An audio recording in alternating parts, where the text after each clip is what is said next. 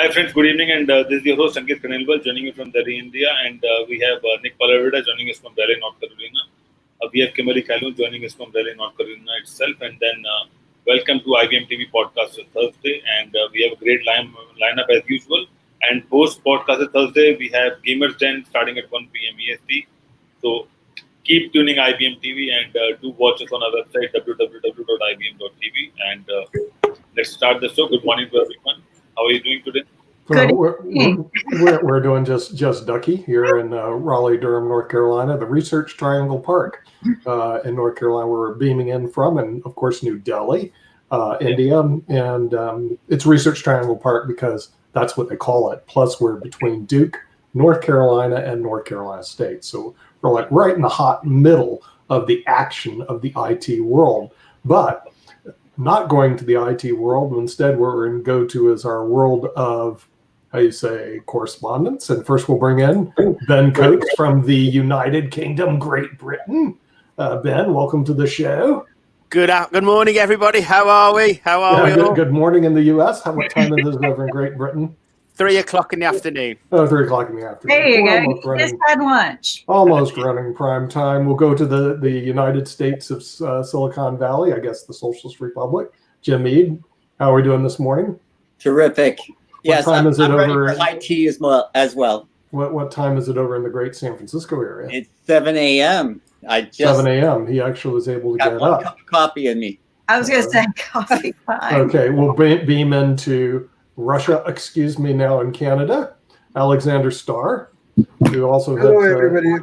Yes, the investment show is really good Wednesday. I beamed in. And don't forget, from Russia with Love, we have the vaccine coming. So we have a contact. Right.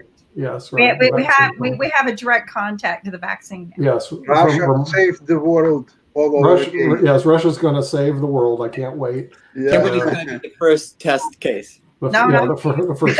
You didn't hear about the first test case. Well, the first test case will be the Russians, so we'll know if it works or not, which is pretty good. And then from Washington D.C., the Tower of Power, we have Bill Trezevant. Bill, welcome. Hello. So morning, yes. Good morning, Bill. I guess it's good morning over there because you're in the Tower of Power, Washington D.C. Yes. Yes. Oh, it's always a bright day and a sunny day in Washington. Yes. Okay. And tell us a little bit about the background that you have back there, since you're looking dapper, but you have some really great photos. Give us a tour. Okay. Well, starting. Okay. On this side, the oval is a picture of my great grandfather and grandmother. Mm-hmm. The next one over is an autograph of Howard Dean when I ran his campaign in Washington State in 2004.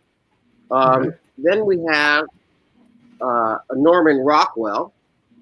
And yeah, we can see Norman Rockwell. Is that an original, or is it a copy, or is it what is it? No, it's an original in pencil. That was really. Yeah. You have an original Norman Rockwell. Well, no, somebody drew Norman Rockwell. Right. Pencil. So it's an original to her. It's not an original idea. Okay. Okay. Right.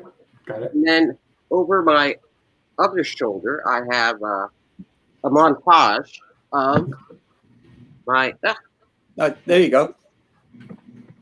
Of my family. The center one being my mother. Mm-hmm. And then lower, a pit of John F. Kennedy with the byline, "It's okay to wonder." So whenever, you have doubts and people say move fast, it's okay to wonder. Mm-hmm. And then we have the smaller one is myself and former President Barack Obama. Wow. And then the far picture, those are my actual grandparents. Oh, wow.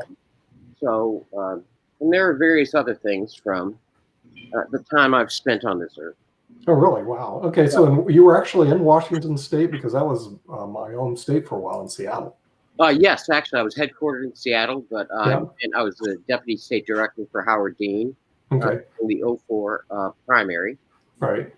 The 2003 primary up to the caucus vote in Washington State. We finished second place. When I lived in Washington State, we always called Washington, D.C., the quote, other Washington, where the Tower of Power. But right now you live in the Tower of Power of Washington, D.C. Give us an update of what's going on in the election. Any news that's happening? Did Biden get his vice presidential pick yet, or what's going on there? Yes, as a matter of fact, I took some notes. I wanted to go over them briefly, Okay. so that we know. The major points are pretty clear, but I'm going to drill down in a moment. But of course, the Kamala Harris pick is a historic pick. It's a value-added pick for Biden, and just to drill down,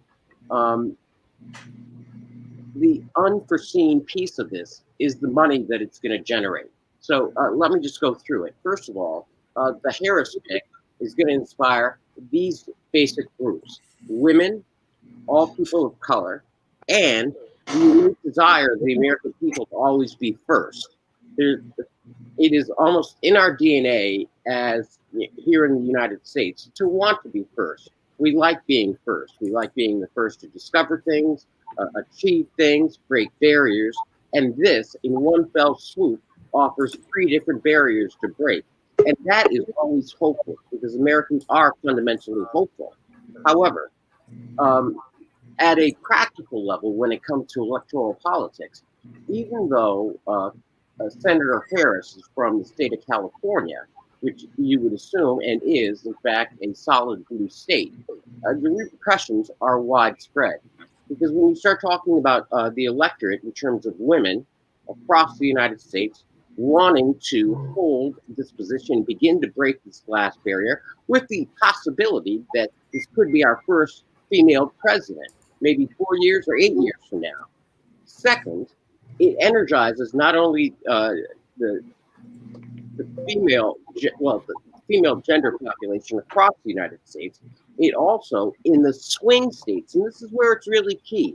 When you start talking about the marginal states that are in play that we never thought would be in play, like Georgia and Texas and those kinds of states, Arizona, for example, this pick gives them a reason to vote.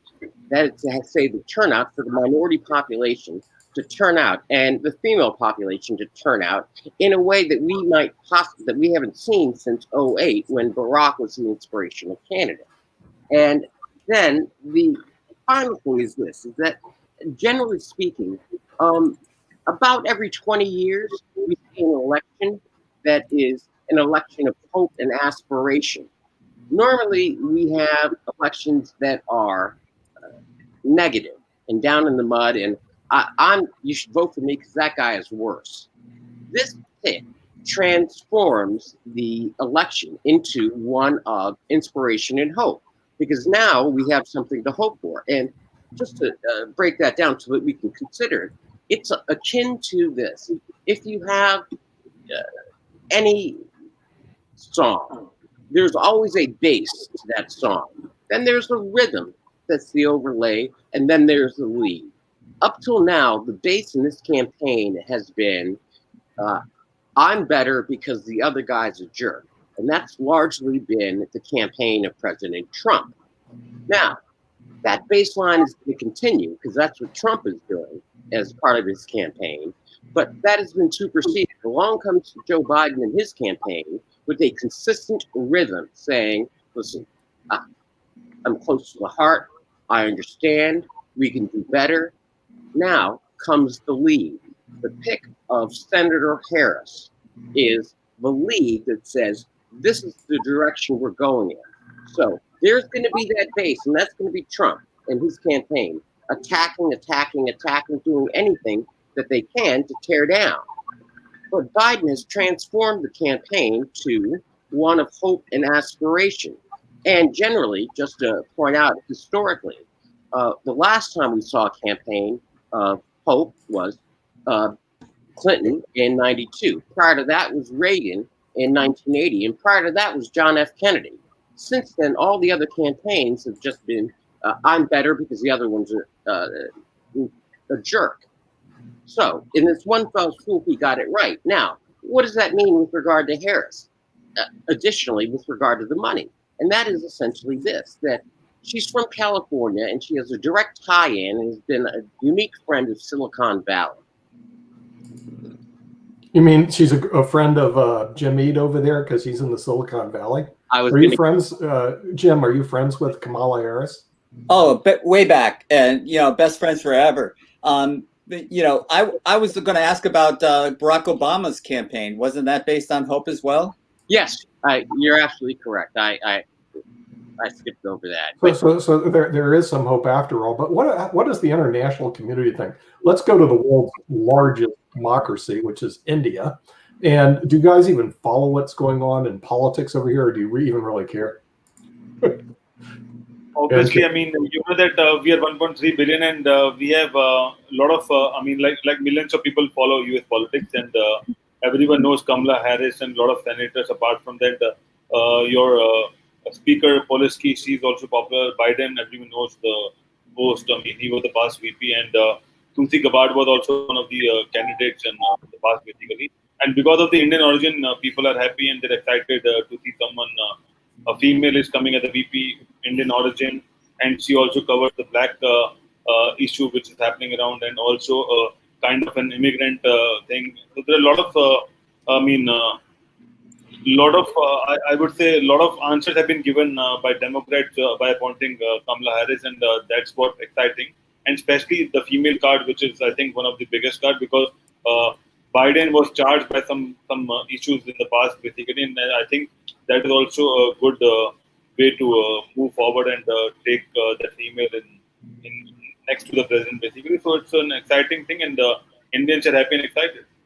Okay, so you actually are following it over in India. Let's go to the United Kingdom. Excuse me, Great Britain. Since you guys are so great over there, do you guys even really care, or have you even followed what's going on in American politics? No, not really. No, I'm joking. I'm joking. This to me seems like the most interesting election for the in between after 4 years. Usually, an election in the UK from the States only happens every 8 years, realistically, because you kind of know what's going to happen. The president does quite a steady job for the first 4 years. They're going to get in for the second 4, but I actually think this one is wide open. And I think what happened yesterday was it went from a very negative campaign and at the back of the news queue in Great Britain to almost being front page news now because of the diversity question. And it's been so appropriately timed by Joe Biden to announce his running mate because of everything that's going on in the world. And I think it could be the key in the end, as long as everything goes smoothly now, because you never know. We've got people digging on people. Of course, we always have to. But if the campaign goes smoothly and nothing massive big comes out about Biden, I think it could be the one that's the winning tactic, really. And I think it's great. I think, I know Jim's a big advocate for a female president. I think this is the next best thing, Jim. Is what's happened. Jim just wants a female, that's all. So he doesn't really care. If their president is long, each president, chess player, he doesn't care. We tried it the other way. But I think Jim, this could be the stepping stone to what you do campaign about, sir. So I think it's, as I say, we take very little interest in the midterm election when it's kind of the middle 8 years, because I can't remember the last time that a president only served 4 years and didn't get a second term. Mm-hmm. Okay, so it'll be pretty exciting. Bush didn't get second term. First Bush, yes. George Bush. Okay. Didn't, which was very disappointing to me because I really thought that he could really move us forward. But, here nor there, a lot of people didn't like him for the second term pick. But yeah, it's... here we are. Wow, Kamala, but we had a female running mate before, and it really shot the candidate in the foot. A lot of people put her down. Her wasn't prominent enough. And then, Hillary, though she won the people's voice, she didn't win the electoral. So there's a lot of weighing there. I agree. I think it does resemble hope, but a lot of people are overlooking something very important. Kamala also, apparently from my research, is Native American Indian heritage as well. So she's worked, in the law enforcement area a little bit. And her push was one of some similar to Joe Biden, which is to help end the recidivism crime of, pedophiles, domestic violence. I mean, this has been Joe Biden's push for years. And I will tell people he was the first to write a bill for ending domestic violence, ending the crime against victims of violence like women and children. He pushed and built it since 1997 and pushed it every time a new president came into place. He made sure that they signed that bill and help fund it. And the only president that did not help fund it, that actually cut the funds, is Trump. So all of these, pandering that's going on out there about, pedophiles and stuff like that, take a look at the person who actually wrote a bill to protect women and children, who actually pushed it every year of his life. Nobody else really stood behind him, but Kamala will do that. She did. She pushed these kind of efforts and bills to protect women, children, and victims, males as well, of domestic violence. As well. And a lot of people don't know that is probably the most expensive crime our country faces every day, with 12 million victims a year of just female victims. That's 24 children. Dangerous for the cops too. Right. Well, it's right at $6 billion a year right now. And I know that somebody challenged me on that. And then that person came back and said, oh my God, you are right. I'm not really going to come out and say some of these dollar facts, except that I did a lot of research in this area because of my invention. My invention is to help reduce the recidivism of domestic violent crimes as well as pedophile crimes. And so I did a lot of research and homework. I worked with small town police officers. Only one town in this country has reduced that crime to zero.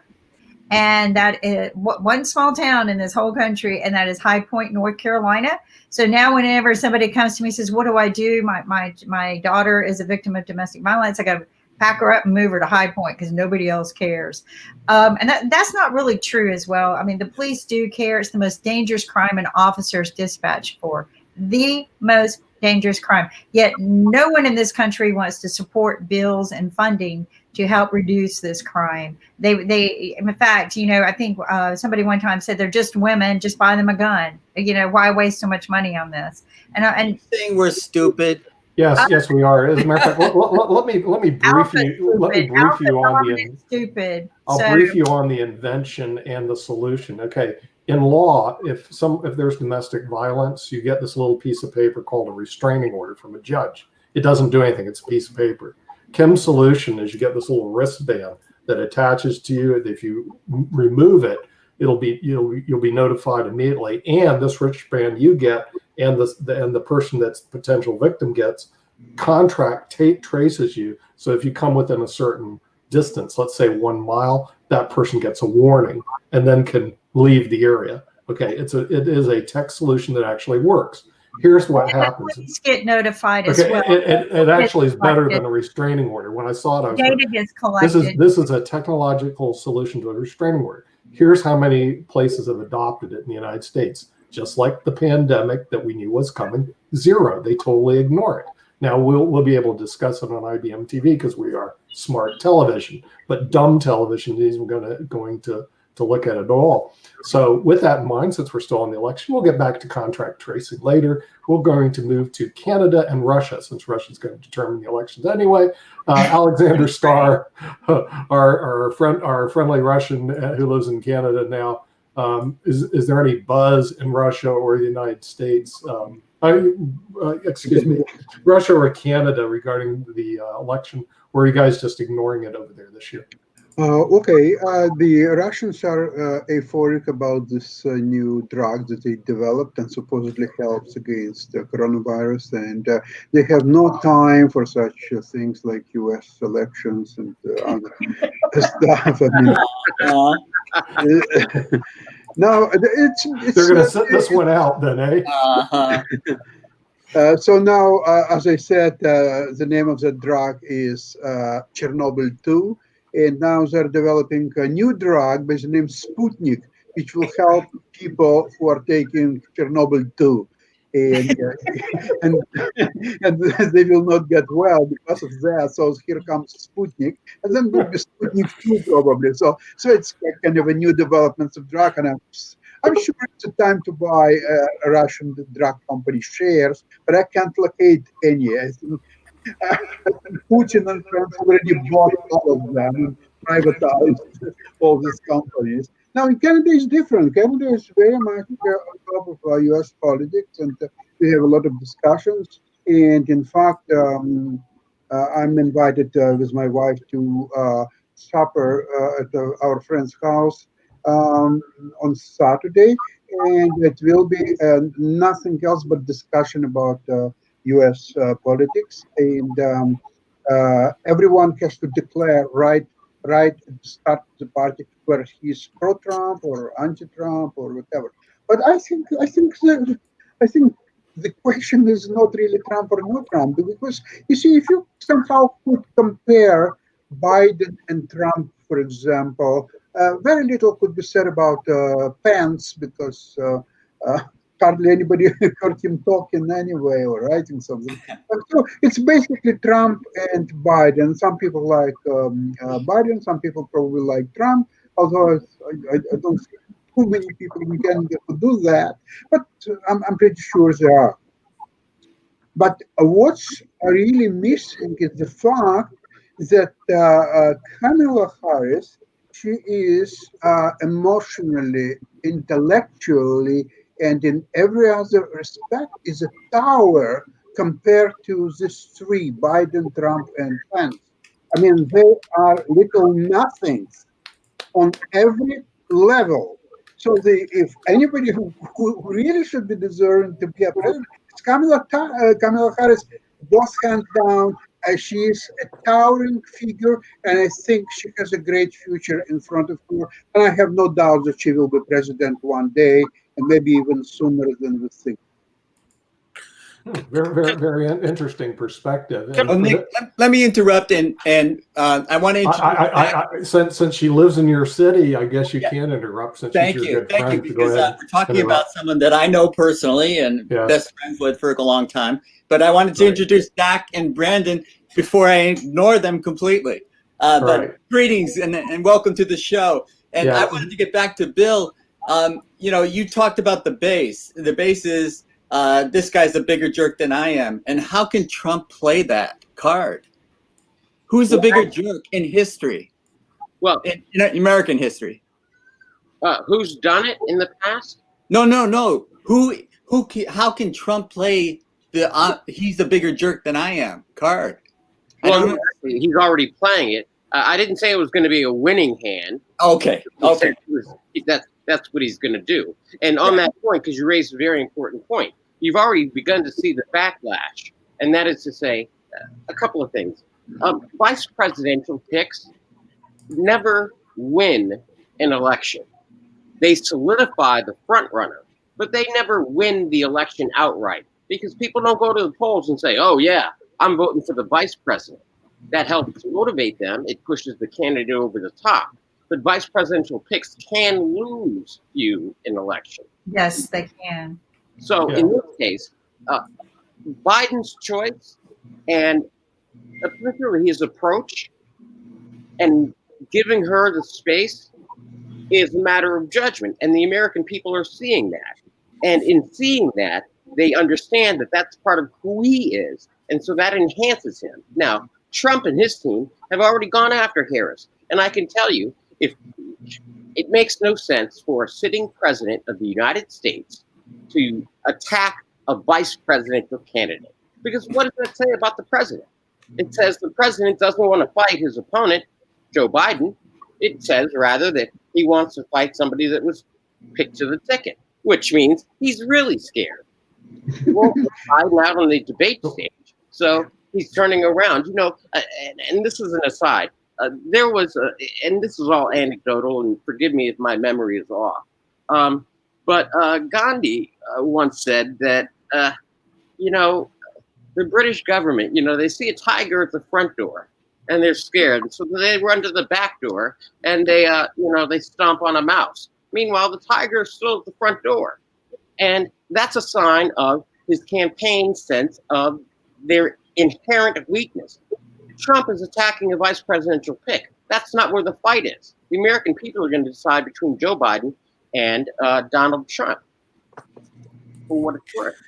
Yes, and the thing is, starting after Labor Day, we are going to have a special show, probably every day, on the election in 2020. But right now it's Podcasters Thursday. But we would like to bring in Brandon, who is going to work on or do the Travel Channel. Tell us what's going on with the Travel Channel, Brandon. So thanks for asking. We're working on creating a unique collection, I guess, of travel content, talking about things travel, what it'll look like after the pandemic, what it'll look like with new restrictions and visa restrictions in place, since that's something really come to the forefront in the last week or two. And kind of be able to guide people through some of those challenges, those travel challenges, as well as provide travel tips and hacks, finding cheap travel, finding unique places, finding special hotels, maybe off the beaten path trends, kind of a combination of everything you could want to know. Well, Brandon, you're wearing a great shirt, by the way. Oh, thank you. You also have a great microphone. And can you tell the microphone, because maybe Bill needs to have that microphone. Okay, Bill needs to get that microphone because the microphone really is pretty cool. What's the microphone you're using? This is a Shure SM58. It's a pretty standard live microphone, like usually for vocals. So you're gonna see it at any business conference when they have a mic podium. That's what it is, all the way up to pop stars on the stage. So the old stuff. Actually, the funny story about this microphone: so durable that we'll run it over with our car and then plug it back in and use it. Yeah. Well, I noticed the podcasters always have these really cool microphones. And, big microphone. The Yeti is a big problem. The big Yeti microphone. The Yetis are super popular. Yeah. All those USB mics are super popular now. Maybe that's another kind of direct about too with the travel content is how do you make your sharing of travel content better? How can you improve a Facebook feed? How can you improve just like here's your Instagram pictures? Some tips along that as well. How can you make maybe some videos that'll be really high quality travel as well? So right, yeah, no, great microphone. Now let's go to a bunch of nobodies over there. Zack, what's happening with the nobodies? Does nobodies even vote, or do they care about voting? What are you guys doing over there? We don't vote as a collective. We let everyone kind of pick and choose their own platforms or whatever it is that they want to, support. I'm a big fan of currently, a big fan of Biden in the run. But some nobodies does not take a political stance as a group. Apolitical, yes. Okay, good idea. But no political stance. Yeah. We do comics and great TV shows. Yeah. No, we do a lot of fiction. Tell us about your TV show, some nobodies. Tell people about what you're doing. We're a couple weeks in now. It's called Talking Upstream. It's on IBM.TV, which is great. Obviously, great content here. The show revolves around me and my writing partner Dylan, who kind of co-created Some Nobodies. We both come to the table with an idea that we had throughout the week, and then we kind of decide on an idea and then show people how to work an idea from just a concept all the way down to I guess you could say like a pitchable idea, something you can really just work on or spend some time devoting some, energy and thought onto. So we have 2 episodes in. Both episodes, we've actually started to create the content that we decided on, which is great. We started some shows based on that. So things are going great. Yeah, I've seen great reviews on your show. Tell everybody when your show airs live, because I know it's live and also they record it. When does your show go on the air? What time? Yeah, so we go on live on Sundays at 4:30 Eastern time. We are actually out of Colorado, so it's 2:30 Mountain time here. 4:30 on Sundays. You can tune in and see me and Dylan fight over who has better ideas and who can write a better story. Yeah, this is called whiteboarding like a startup or whiteboarding a news show or series. This is awesome. it's energizing for me because I'm like, yeah, we're not the only ones who kind of go, no, let's do this, or what do you think? But it shows that you can come up with a great idea, whiteboard it, change if you have to change. It's awesome. I love it. Great. Oh, thank you so much. Yeah, I mean, me and Dylan have 2 to 3 meetings a week where we go over what we're doing next and how we're going to work out our, we're working on a television show that we're going to produce ourselves right now. We're actually looking for some help in that. But we had a couple of some Nobodies crew sit in on our meetings and watch us argue and scratch all over the board and fight about things. And they're like, this is a show in itself. So we were just happy to be talking to IBM when that idea kind of popped out of my mouth. And so far people seem to like it. So I'm a big fan of it. That's how I work. So it's easy for me.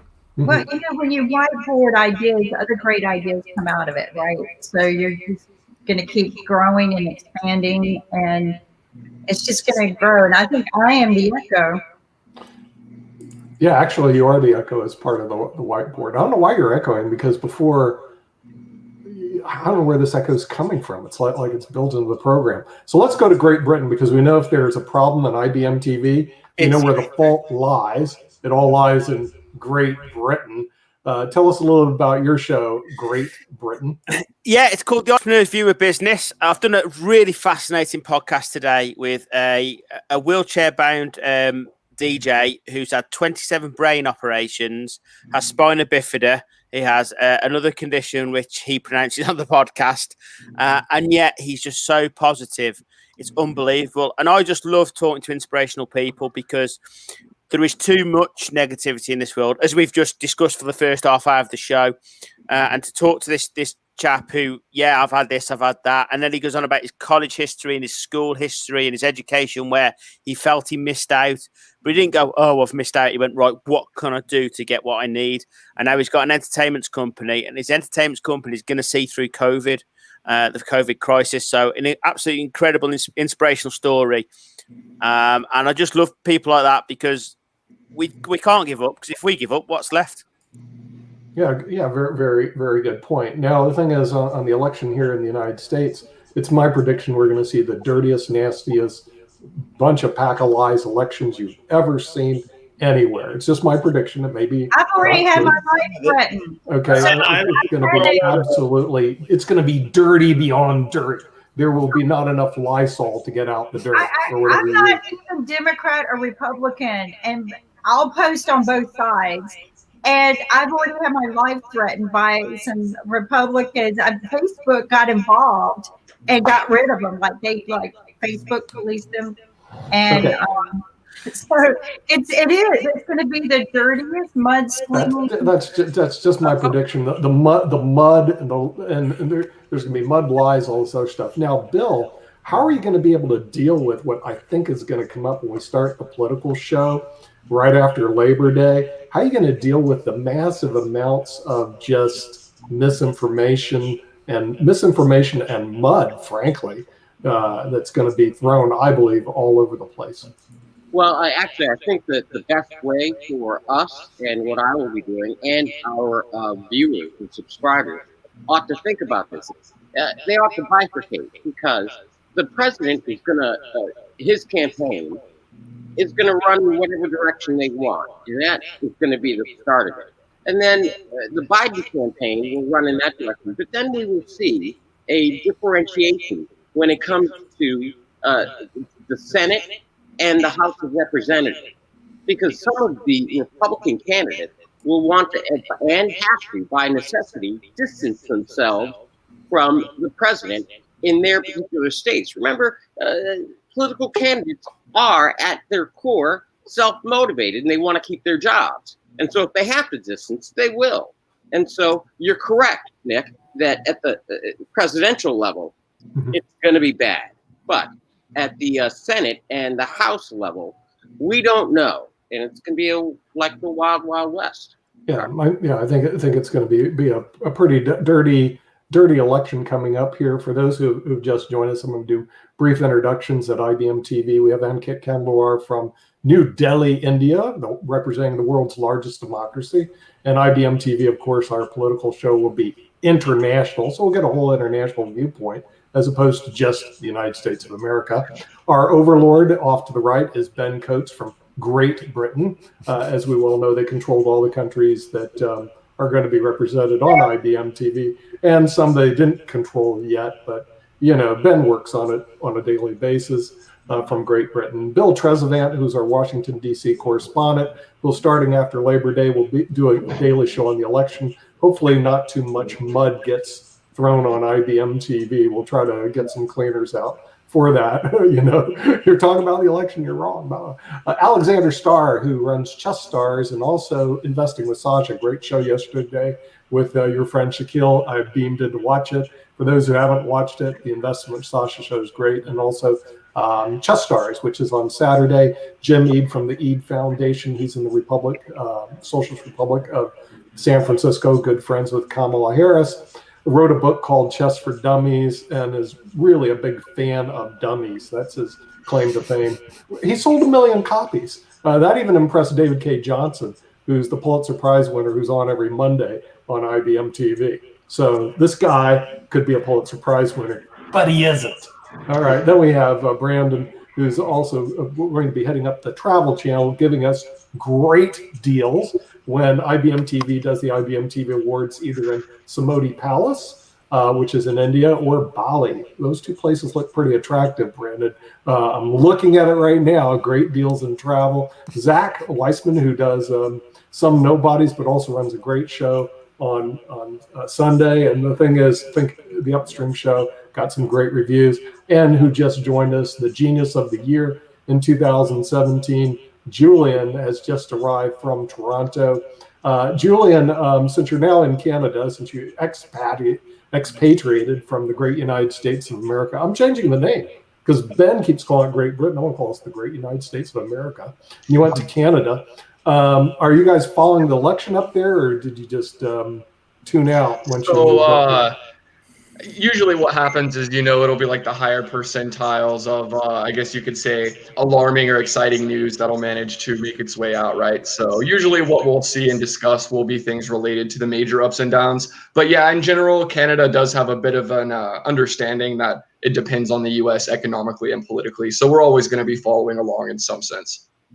Okay, so now that you're in Canada, do you consider yourself a Canadian, or are you an American, or what's your status? So what I like to say is that I am a Canadian, but I'm not Canadian, if that makes sense. So currently I'm on the way to getting what's called permanent residency. There's a long status, or a long process, I should say, between the different statuses that basically whenever you're first visiting and then eventually becoming a full-blown citizen, there's actually quite a bit that goes into that. And you have to, work for at least a year, be in the country for at least a year. And that's just for the permanent residency status. That's not even for the citizenship just yet. So yeah, Can you be a dual citizen? Yes, you can. In the United States. Okay. And right. Julien, do you have to apply for alien status because you are part Vulcan? So actually, I haven't told them that part yet. They've only seen like the pictures of me on my passport and whatnot, and then they, would sit with me for just a few minutes for the interviews at the border. But otherwise, they didn't find out my dark secrets just yet. Okay. Yeah. One of the dark secrets is you score very well on IQ tests, and we went over, of course, that famous case Jordan versus the City of New London, where if you score too high as a police officer, they throw you out of the force. You're too smart. Right. Now, yeah, that's a really will they do the same thing in Canada? Will they say, Julien, you're too smart, and they're going to ship you off to some tiny little island like United Kingdom, England? That's a tiny So it's a really interesting question. And again, it kind of depends on, the culture of the environment. So although that would have happened, again, in the city of New London, which I believe is in Connecticut. So yes. I read that there was actually another, I guess you could say, study or experiment that was done, and it actually took place in New York. And what this one involved was basically the selection of all personnel was just based solely on scores and criteria from ability assessments. So there were two. There was one that was cognitive ability, one that was athletic ability. And I believe they were weighted maybe 7-3. And so I believe it might have been the cognitive ability that was the 3 in that regard. But they did take it seriously, and the results were actually unprecedented and rather impressive. So of the 30-something recruits that were brought in this way, they went on to be extremely overrepresented in their success in terms of doing things like becoming police chiefs, becoming commissioners. Some people went on to contribute new design improvements for training programs for new personnel. So it's really interesting to consider. And although, Connecticut and New York might be worlds apart in certain senses, it does just go to show that it's based on the culture of the area. So fast forward here to Canada. So an interesting thing about, I guess you could say, the Canadian economy, it definitely, is related to the population clustering near the border itself. So here in Toronto, in order to survive, it kind of requires a bit of business savvy, so to speak. And so as a result, these cognitive assessments will actually be used fairly frequently, depending on the type of industry that you're in, to select for the position. And it's interesting because, as you might know, or you might have seen on the internet, there can be a bit of a taboo about these things, such as assessing IQ or cognitive ability or whatever different type of name they'll try to wrap it up with. But ultimately, at the end of the day, corporations do select based on cognitive ability. However, depending on the HR representatives that you're with, if it turns out that your IQ is just kind of freakishly high, it might actually make them a bit nervous about bringing you on board. So they never really tell you that it might not be the best idea to score freakishly highly. But then again, that's also because that doesn't happen too often, right? So maybe they don't even encounter things like that. Usually whenever you experience this form of, I guess you could call it, discrimination for having, a higher score, it'll be because you're dealing with people that just don't know how to respond to just people that seem to have, high processing ability or whatever you'd like to call it. So personally, I have been, I guess you could say, denied from 2.5 or between 2 and 3, I guess you could say, potential job opportunities as a result of doing too well on their aptitude tests. So it is a thing. And the third one, the reason that I said half is because they did eventually call me back, but they didn't call me back until, after a month. By that time, I'd already found another position. And unfortunately, even when the fellow was speaking to me, I could tell that he had a lot of, nervous apprehension in his voice. And I could tell that it was just, there was a lot of pressure kind of riding on the score itself. And I hadn't even joined the team, nor would I, but had I, it was just definite proof that it would have had some kind of impact. So yeah, it depends on where you are. It depends on the industry. It depends on the culture of the company that you're actually applying to, the HR personnel they might have there, their own exposure to these sorts of ideas. But overall, there is definitely a tendency towards society as a whole wanting to bring you in based on these things. And then on the individual level, there might actually be a bit more friction. But then whenever you start zooming out, and that's why, a society comes into the scope of appropriate. Well, Julien, that makes sense. That's interesting about your work experience, but what about your dating experience? How did your IQ help you or hurt you there? So the thing is, I actually really enjoy studying cognitive science and personality theory. So over the years, I've just gotten better at knowing, I guess, how to read a certain individual. And what I've started doing is I figured out that basically what people really want is for you to offer something that they subconsciously feel that they can benefit from in some way. That's, just one of the major joining forces of society. So as time has gone on, I just learned how to, guess what people's personalities or their motivations or their values might be. And then I just really try to contribute whatever I can to the things that they're interested in. I'm also, at least interested enough to give it a shot. So I guess also, I will point this out. I've always needed to have a stable relationship that's kind of long lasting, because I don't expect to find, just like deep fulfillment and compatibility just with random people. It is a bit more nuanced for me, but at the end of the day, whenever it comes to the dating and whatnot, it's like I can definitely say the things, but whenever it comes to being reciprocated, that's still what I have to search a bit harder for. Julien, a question. How good is your French? How good is my French? Un peu. Yeah, it's a bit. I mean, when I was younger, it's funny. Before I ever came to Canada, I decided to take French when I was in high school, and a bunch of people were like, because I lived in the South, so they thought that it would be more appropriate if I had taken Spanish. So they were all laughing that I chose to take French, but it turned out to be rather relevant. Maybe you should try to go through tests and job interviews in Quebec, since your French is not probably as good as English. So be so brilliant, and you'll go by.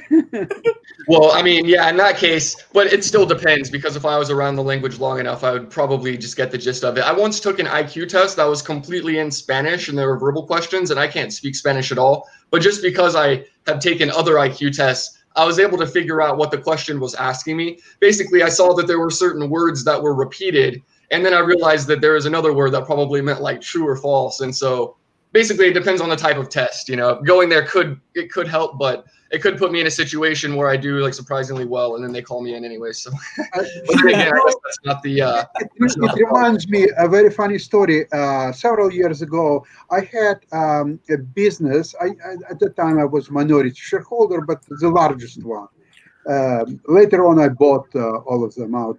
However, there was a first investors meeting, shareholders meeting in Poland, and a friend of mine was translating from Polish to Russian, because I understood some Polish, but I didn't know really Polish. So there was a long discussions, and people were screaming and yelling, and so once they finished, so a friend of mine asked if I would like him to translate. I asked him, please tell me just one word. I'm interested. What means pieniądze? And he said, it's money. I said, okay, then you don't need to translate anything. I think I understand about. Yeah, well, many words that trickle around, if you were to follow the etymology, especially in some Eastern European nations, they'll oftentimes just embrace the Americanized or English words of whatever, product. Because if something was invented in the West and then it eventually made its way over and, they had to find a word for it, they would just take the name. Like, for instance, in Macedonian, they call many things just by names that are really close to the English terms. Mm-hmm. Yes. Of course they do. That's only because we allow them to. That's true. Our great overlords. Can I ask Bill and Kimberly a question that I've been trying about the elections? Well, you're our overlord, so you get to do whatever you want. Thank you. Our landlord. If America does go back to the 60s and 70s situation of constantly changing the president rather quickly, does that bring back into what you say, Kimberly, about people taking more ownership of different areas of the politics? And Bill, how would you think that would shape the future for the states?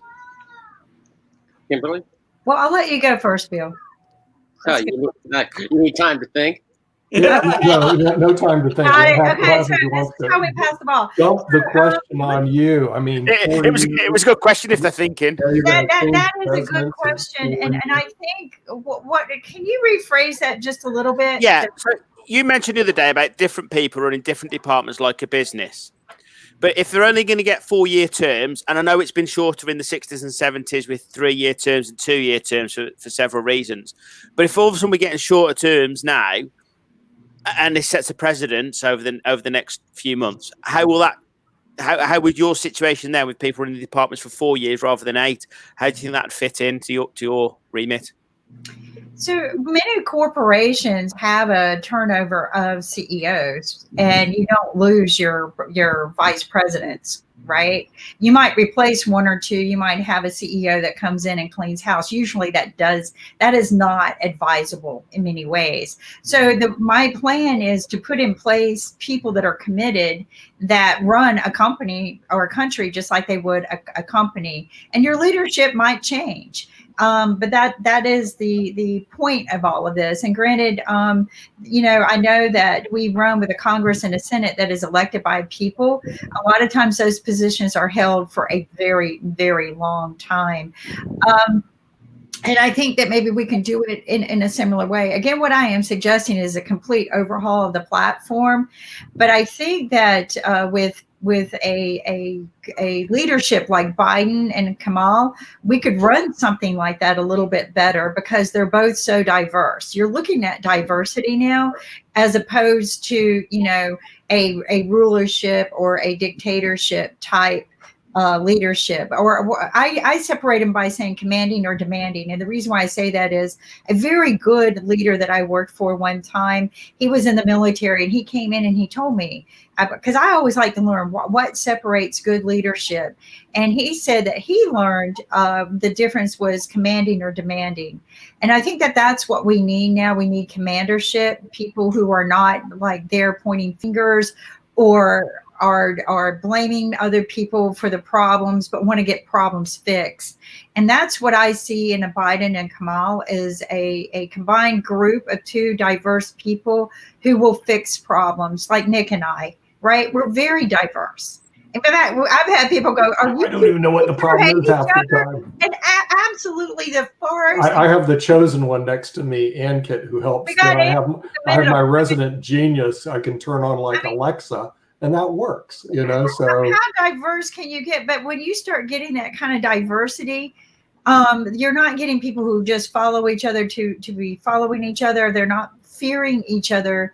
They actually complement each other, and they command, they don't demand. And I think this is what we've needed for many, many years. And I'm not saying it because it's a female, and I'm not saying it because she's part Native American Indian or African American. I'm saying it because you now have this diversity mindset, and I still believe my platform is necessary. They say we already have it. We really don't. The world's largest democracy would like to respond. Since they have more people, yes. They got more votes. 2 billion people. So when you talk about elections in India, it's like a lot of times we elect a prime minister because we have a democracy. So we have prime minister, we elect prime minister, and president is elected by the senators or the member of parliament, and they vote it out, and then they vote someone who becomes the president. But what I'm trying to understand is that in our country, if someone gets 30% of the vote, that person or that party appoints a prime minister. So sometimes we see that we are not electing anyone, but we are eliminating a lot of people, so that the person who left behind, he's the next leader. So is it election year, or is it an elimination round where people are voting out Trump, or people are voting for Trump? That's what I wanted to understand, because when you see the narrative in the global media, it's all about Trump. No one talks about Biden. So either they wanted to vote for Trump or they vote against Trump. So whoever is there on the other side, that person will automatically be the winner. So just wanted to understand that part of it, and how important is a manifesto in your election. Because in India, we have a manifesto where we release the manifesto, and these are the points which we'll cover in our tenure, like 4 or 5 years. In India, we have 5 years of tenure. And we make sure that if we finish that tenure, so we go out before the second election in public, and then they say that we have done all these work, and these are the additional points we have done. So we are doing good work for our country. So please re-elect us. So I just wanted to understand how that election thing is used. We'll bring that over. I want to be fair to Bill too, because Ben's question was about too. Yes. Also, I want to be fair to Bill so he understands what Ben was talking about. Is I was saying we needed to redraft our whole system and get rid of the way, because each senator and congressman has to read every bill, every application, and vote on it. And I'm going to tell you they don't. I already know they don't. Yeah, they can't. So I want to see a new platform where we have vice presidents for every category of types of things that we have, and then under them you have a representative of every state from that category, and then we build on that, like health, real health care, not insurance, but real health care, so that we get real health care issues, pandemic issues, budget, just like a company, right? Well, yeah, and I think what a company has. What Ben is trying to say, Bill, is over in their country, they're ruled by a king and a queen that have been on the seat forever. Okay, they're not the world's largest democracy. The queen has been on forever. Okay, here in the United States, you guys churn every 4 years. So isn't that bad, because there's no consistency? Assuming we're going to turn every 4 years, as opposed to the queen, who sat on the throne for many, many years, and they sat on for many, many generations. Over there, nobody's arguing about politics. Yeah, we know who the queen's going to be next year. I mean, come on. Well, I just want to point out something, just just to put it in perspective, and then I'll turn it over to Sasha after just one brief comment. And that is this, that when we look at the American presidency by way of elections, from 1960 until the current date, that's, 60 years, we've only had 2 one-term presidents. We had Jimmy Carter, and then we had George H.W. Bush. So while I understand in the pantheon of Great Britain's history, that seems like a lot of turmoil, but comparatively speaking, but it really isn't so much for us. That being said, the only comment I have to offer is this, is that the American people are incredibly resilient, regardless of, generally speaking, pulling back and forth, unsettling times, Americans adjust. I can tell you that at least half of the United States had to be resilient and adjust after the 2016 election.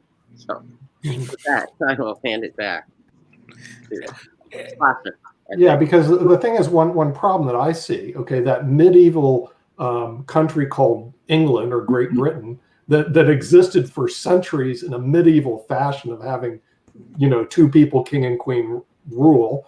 And then these Americans and these Indians and all you other countries decide to have elections and have, normal people get elected. I mean, come on, doesn't this medieval section, this medieval way of life that exists in Great Britain, shouldn't we adopt that all over the world since it works? I think that was Ben's question. Correct me if I'm wrong, Ben. Slightly different, Nick, but it's I understand what you're saying. But yeah, I know you went through a period, obviously, with Nixon and Ford as well in the 60s and 70s. But I mean, we've just gone through a similar period where we've had three prime ministers within 4 or 5 years. So I do understand where Bill is coming from on this.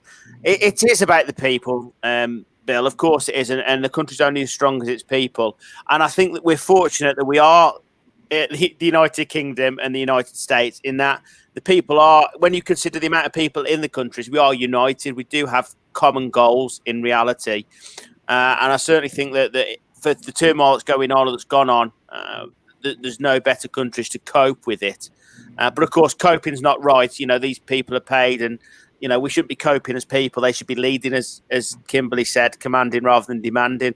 So, I do, what you're saying is right. The only fear for me, of course, now is that if Trump does lose, is the amount of legal situations there's going to be that's got to be rectified, and it's ongoing as well. So I mean, that's obviously 2021 looking ahead that you might see a bit of.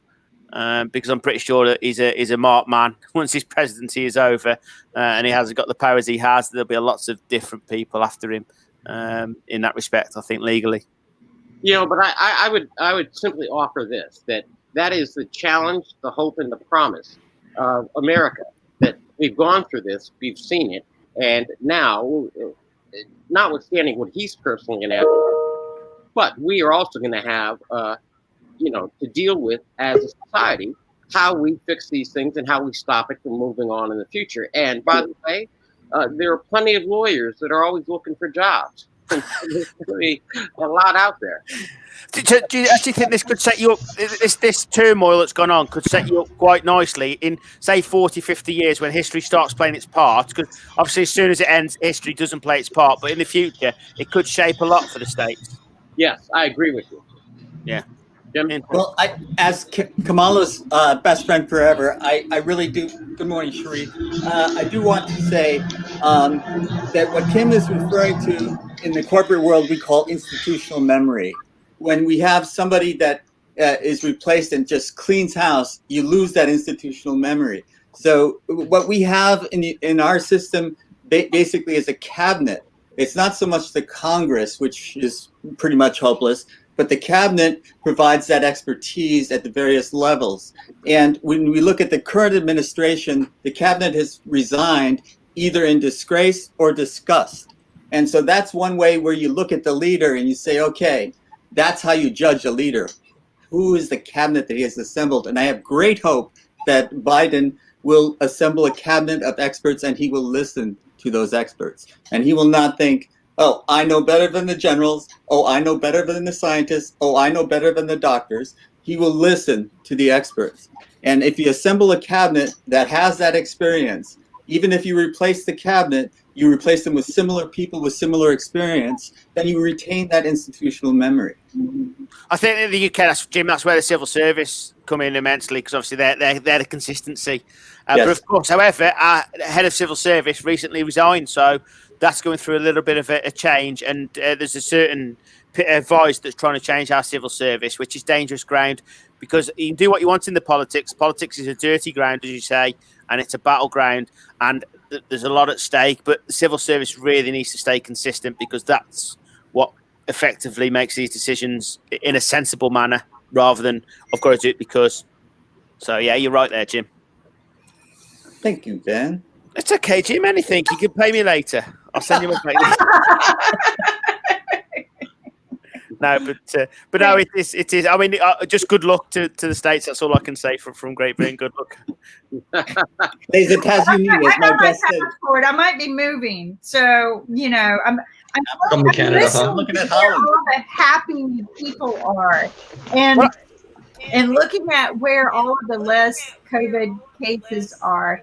Some of the things I'm also looking at is, the fact that people who have put together the pandemic team, right, and put together pandemic policies. And I was reading again the National Geographic, which helps give me a perspective of all of the world.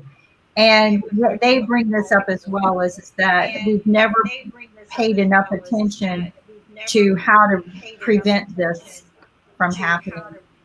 And we need to, this is one of the focuses that Mike Callahan hopes that we look at, because over the past 10 years, even after an epidemic ends, they worked their butts off and exhausted their resources.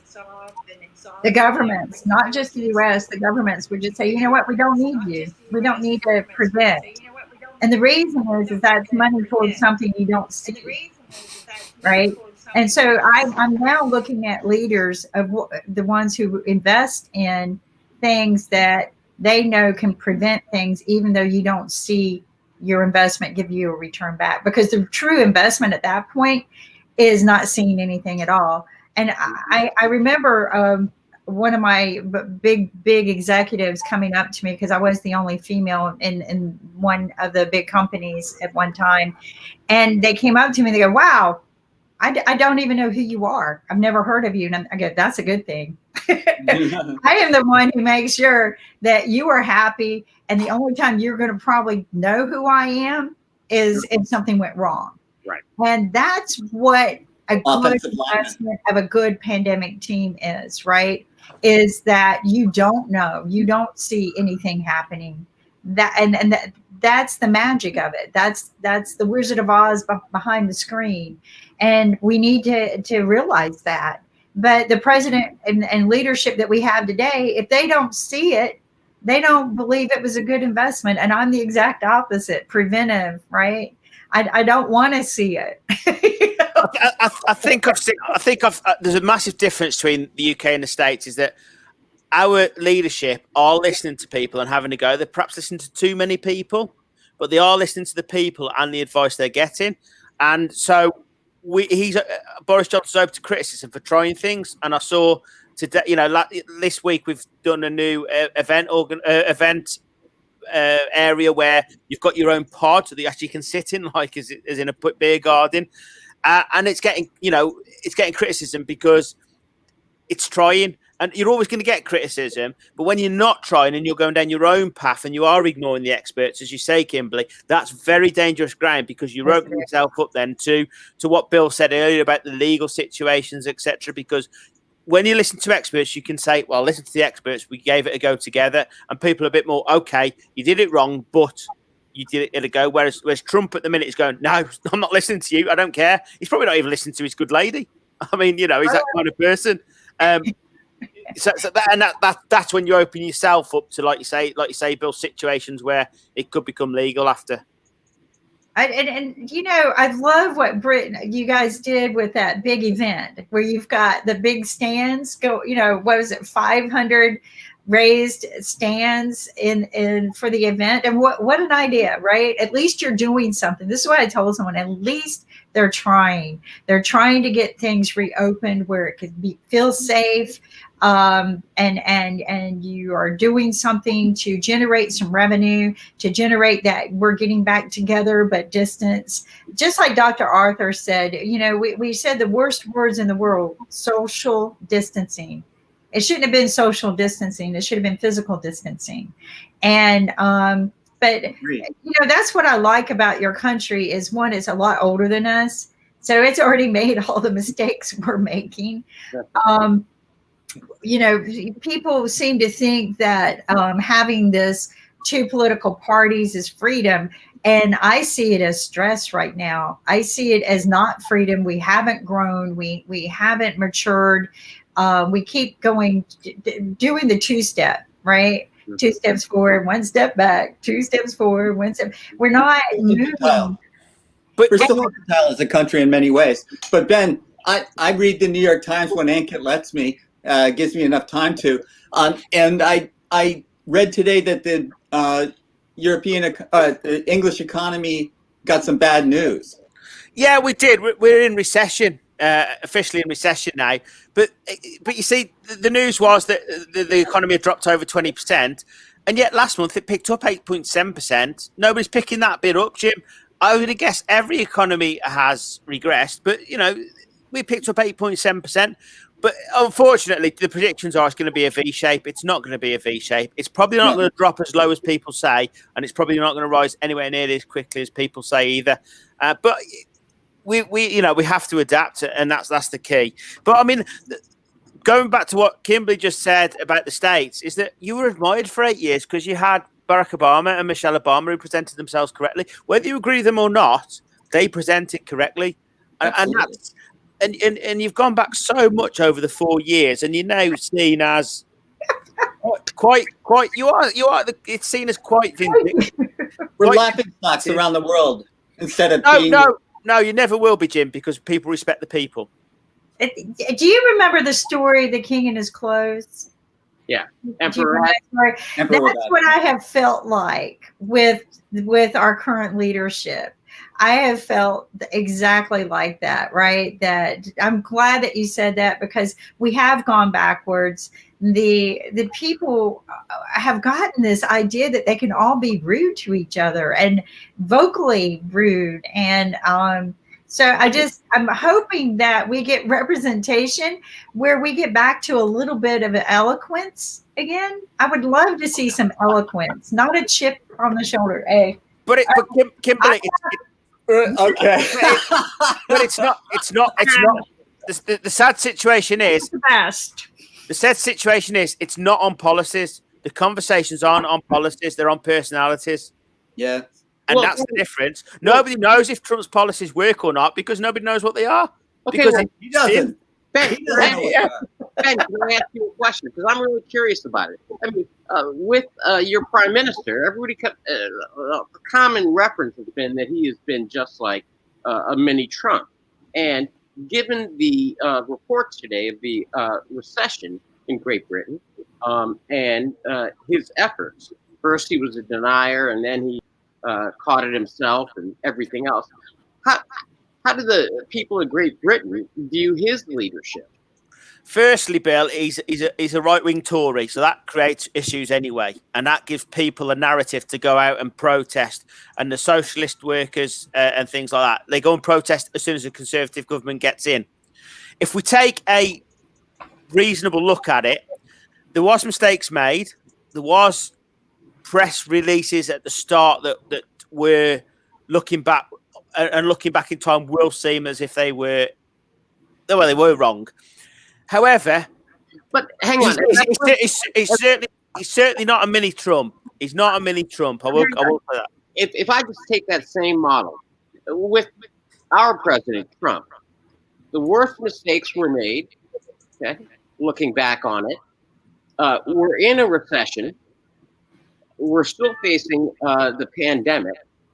So looking at the facts and nominally he's a conservative. Isn't that the same as your prime minister? No, because our prime minister's learned. In fact, yesterday we released new death figures that were 5,000 less because of the system that the England National Health Service had used. He's also gone and said, all right, they never say sorry, politicians, but he's almost apologetic for what happened at the start. He does listen to the scientists. In fact, he stood up every day with 2 scientists at his side. So no, he does learn from his mistakes. He's not allowed to learn from him outwardly, publicly, of course, because he's a politician. But he does soften his stance, and now, in fact, he's perhaps not strong enough in some of the decisions he makes. And I mean, at the moment, in some areas you can go to the pub, but you can't visit your family. So there's errors like that now, which is completely opposite, because you've never, as far as we're concerned, the states has had no, you must do this, you must do that, and no kind of serious lockdown. So that's it's almost been a personal thing in lockdown, as you've been told to crack on.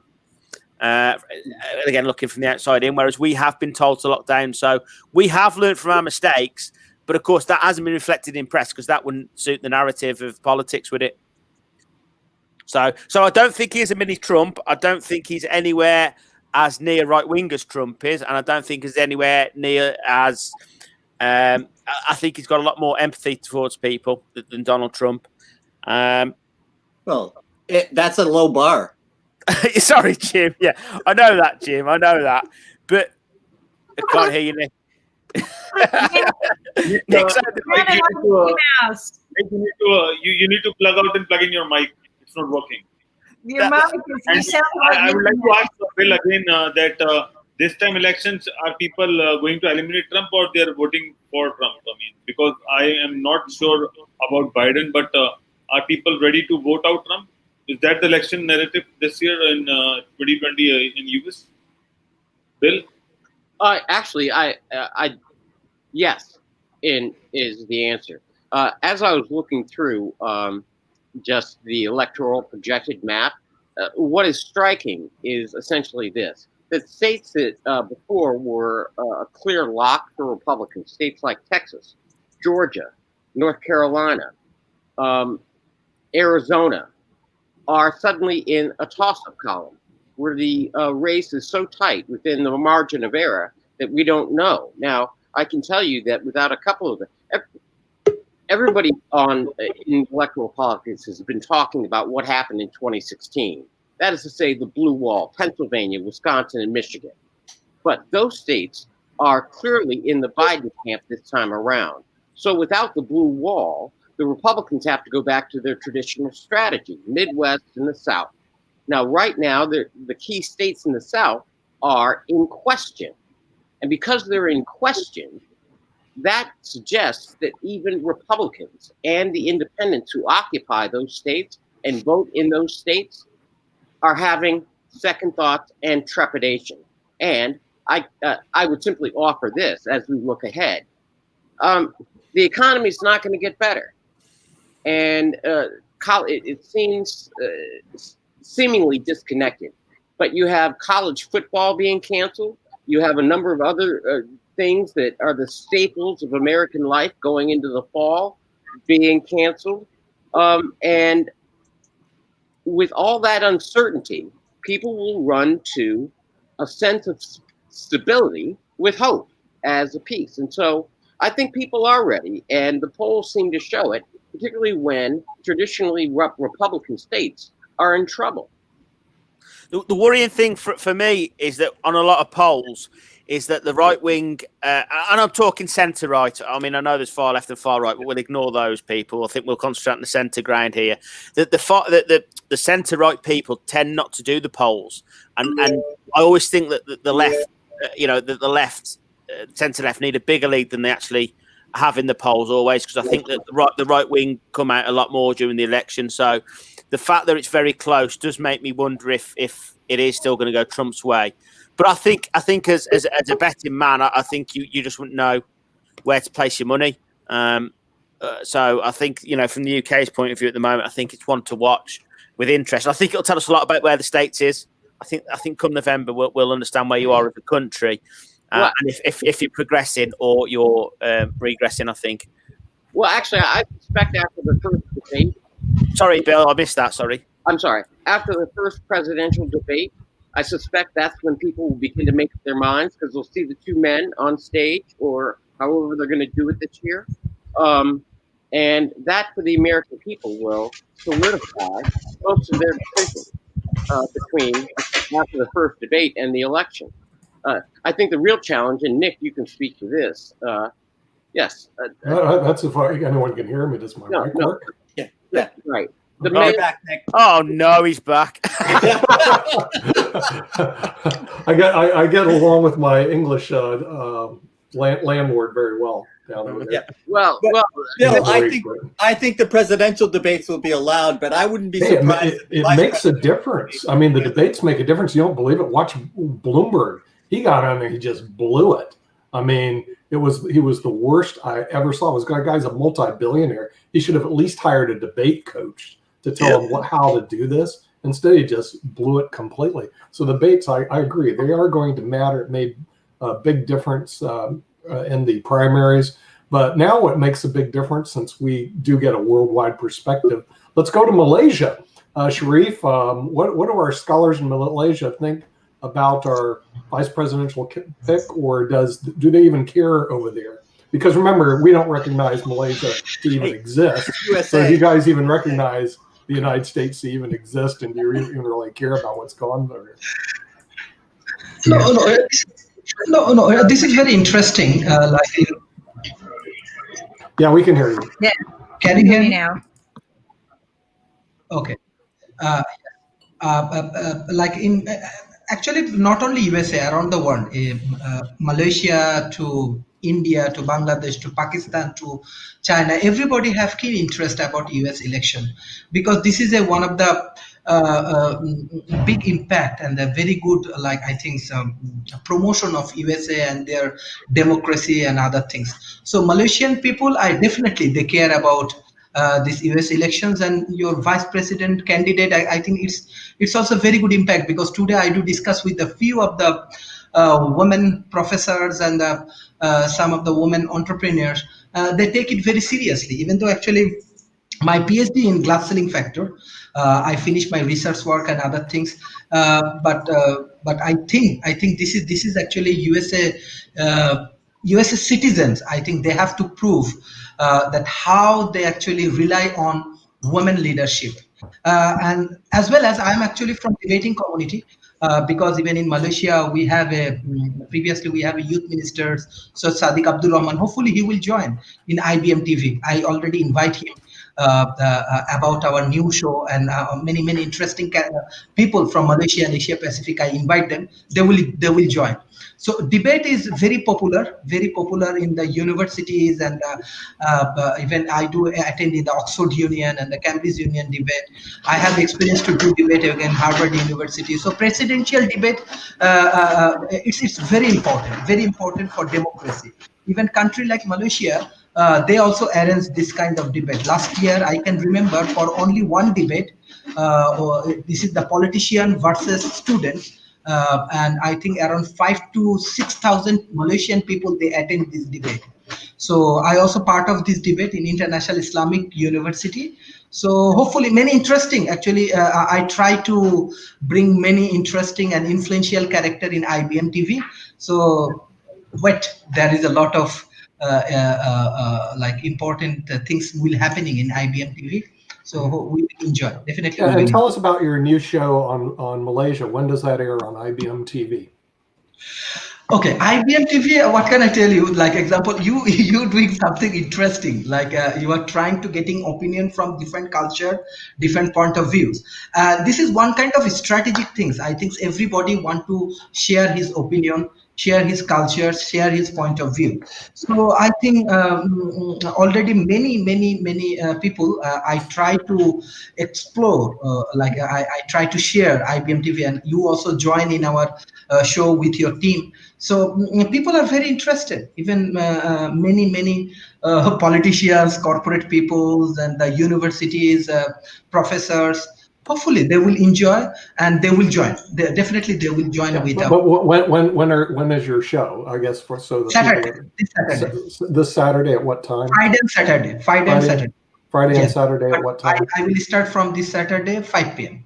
5 Malaysian p.m. time, 5 p.m. Yes. 5 p.m. Malaysian time, which is 5 Malaysian. a.m.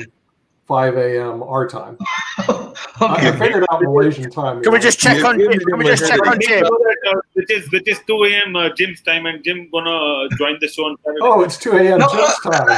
Please try to understand now. Yes, Jim can join at 2 a.m. Everyone thinks Ankit is such a nice guy. 5 a.m. baby, Malaysia. Stop that altogether. Hey Nick, I just had a great idea. I just had this amazing great idea. I think we should start a debate show and like have a great debate here, like among our panel. So I'm already picking my debate team. I want Julien and you on mine, and and Ankit. So you like to stack it, don't you? I think we should have a that could be too heated. Julien, are you all right with being on my team? Because I'm thinking I need Julien on my team. I'll tell you what, Jim and Bill. If I'd like to not be on other people's teams. Jim and Bill, I'll tell you what, we've been ditched there, haven't we? We'll have to set up our own team, I think. I know. I'm actually our panel against theirs. Kimberly's our captain. Kimberly's our captain. There we go. Hey, Kim was the referee. Like I said, we've got 9 people here, so we got to divide it by 4 and 4. We need a referee. So I was making Kim the referee. No, you make no. Kim has his referee. Kim's the referee. He had to ref Kim, that's a prison shirt. Not there you go. Jim had it wrong. Kim's our captain, Mark. We're not stupid. Turn it around, Jim. I like the other way better. Prison stripes. Yeah, prison stripes. No. Sideways. He got that from his time in Alcatraz. Come on. I already have a moniker. It's JBB. Jim, Alcatraz. Okay, well, but Nick, on a serious note and everything, I was thinking about the whole pick of the vice president and things of that nature. I've been watching a couple of shows. I know some people are concerned about her prosecution record, meaning Kamala and things of that nature. I'm actually thinking that that won't be an issue, even though I do know that in the debates they will be bringing up everything that she had in those debates that were brought up, including that prison record and things of that nature. I personally think that a lot of the different parts of society that she can address will be a plus for the Biden-Harris ticket, because people forget that she is actually not just an African-American woman, as the way that she is portrayed and everything, but she is actually of Jamaican and Indian descent. So there are a number of the South Asians here in the United States that are actually very proud of that and are definitely going to use that as a positive factor in things of support of her and things of that nature. She is also an HBCU graduate, a graduate of Howard. So I think that's going to bring a lot of folks into a good positive focus. And even though she didn't pledge to the sorority that my mom pledged to, I didn't do the whole fraternity thing, but she is a AKA member, and those AKAs can come out in force. I know that for a fact, that they can come out in a lot of force, because I remember when she came and spoke here in Durham, they did it at the St. Joseph Church, which is one of our prominent African-American churches. And I can tell you that the AKAs were there in force, as were some of the other social groups that exist within our community. I want to say the Links and other groups like that were definitely there in force. So I think she's going to draw from a lot of the various minority communities, and that could be a definite plus for the Biden-Harris ticket. Yeah, we're actually going on Amelia's behalf is women who are tough and no nonsense get a bad rap, and men that can't handle it will put them down and drag them down in every way. So men who don't know how to do it, but she flooded the prisons. Okay, yeah, she flooded the prisons. Maybe there are some people there that don't belong there, but she has a reputation of being very tough on killer cops. Okay, she's a no-nonsense woman, and people who want to get away with things, they don't like that. It's kind of like having that mom that pops you on the back of the head all the time, goes, "What you thinking about? You think what you're doing." We're starting a political show, if Bill's willing to head it up with all these crazy people, right after Labor Day. So we're going to do election 2020, but we want to get an international flavor. Or at least international perspectives on this. Although it's going to be very interesting to see whether or not they're even interested in this internationally. But assuming they are, that we'll get an international panel together, and we're going to start it right after Labor Day, the international show. A couple other things coming up on IBM TV. We're working on actually filming believe it or not, there's a global sustainability conference coming up in September from the 28th to the 30th. And then there's a World Peace Day. I didn't even know there was a World Peace Day on September 25th. I didn't know who Frank Zappa was. Come on. I don't even know. Yeah, I don't. But World Peace Day? Are you kidding me?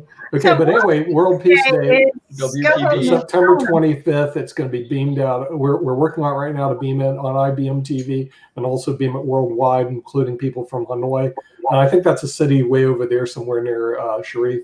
And then the other thing we're looking to beam in is Burning Man, which I think deals with the San Francisco strange people. I've never seen it, and you won't see it live. California. It's going to be a virtual Burning Man, because apparently the Burning Man, because of COVID-19, I think the Burning Man caught COVID-19, so it's not going to be alive. So it's going to be virtual.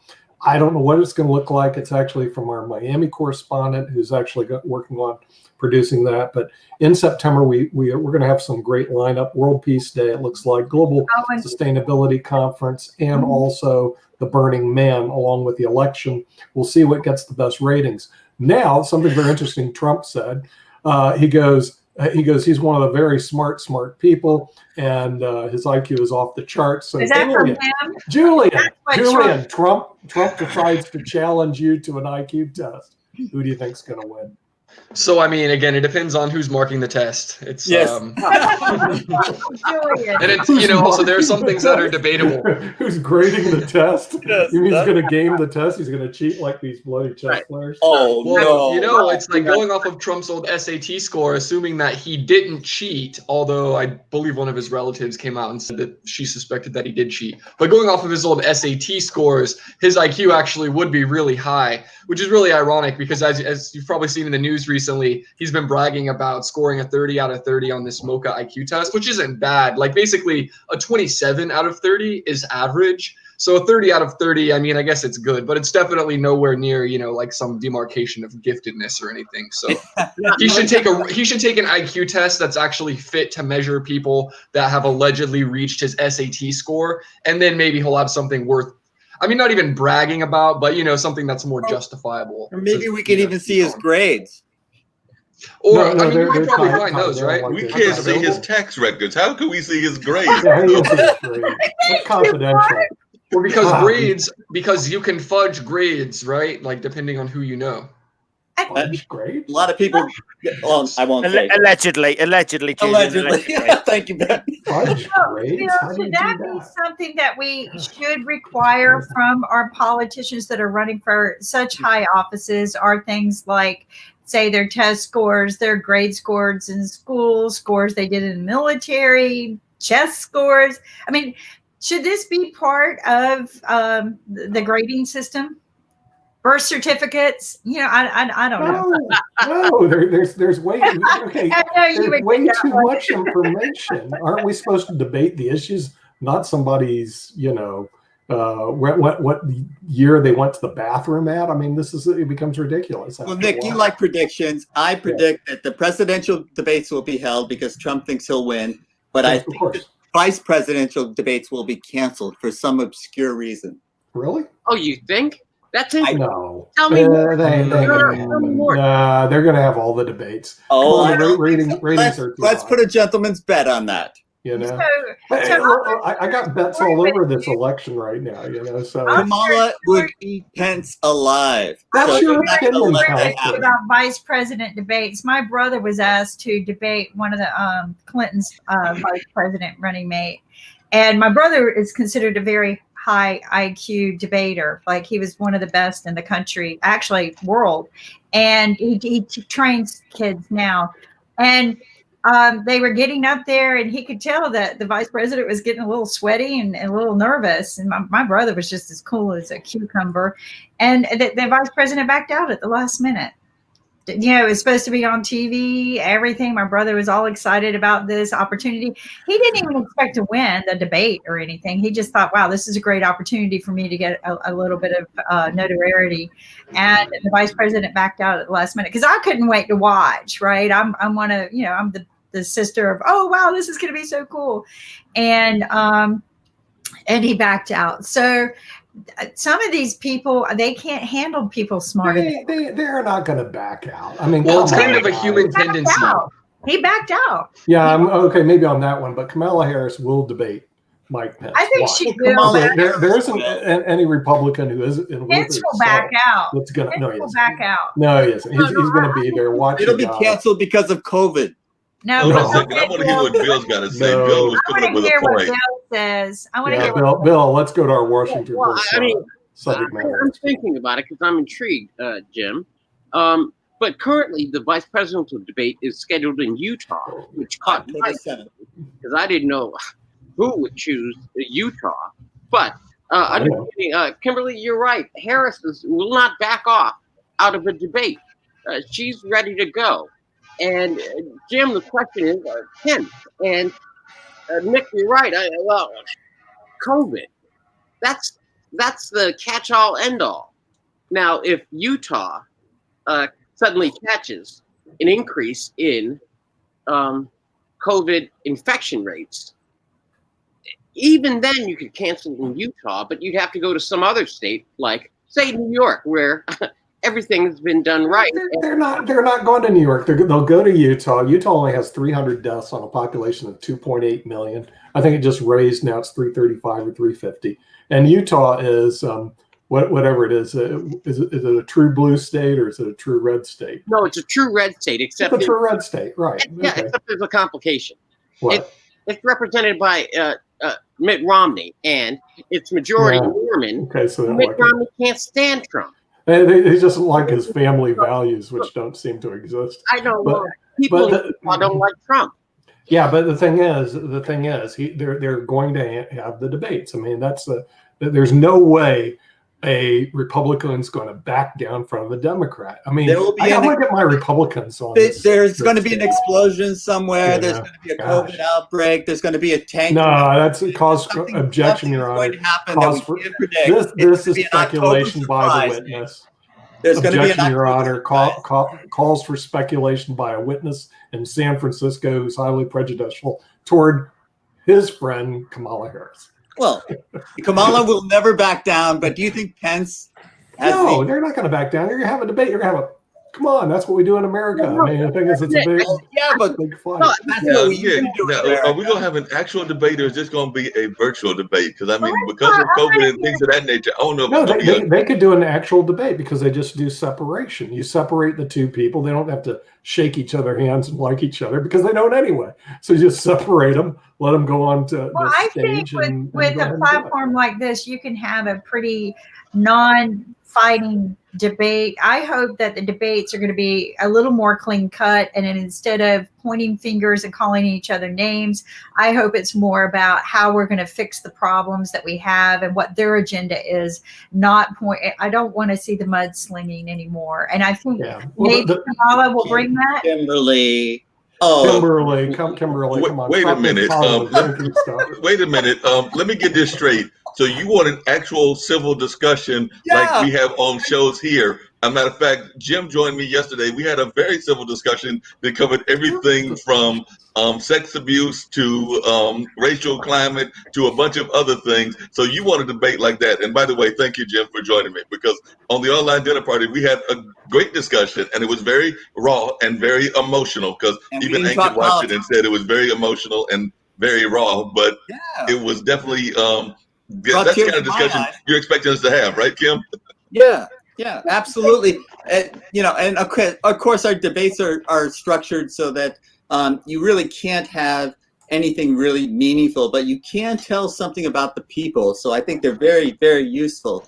But I think that Pence will be embarrassed by Kamala, not just because she's my best friend, but I think that they will do something so that it's structured so that he doesn't look so bad. If it does, not turn up. Sorry, go ahead. Not turn up. Well, let's hear our landlord, Great Britain. Well, I just, yeah, I mean, I think you're missing the third candidate. Obviously, Kanye West, is, you know, I think.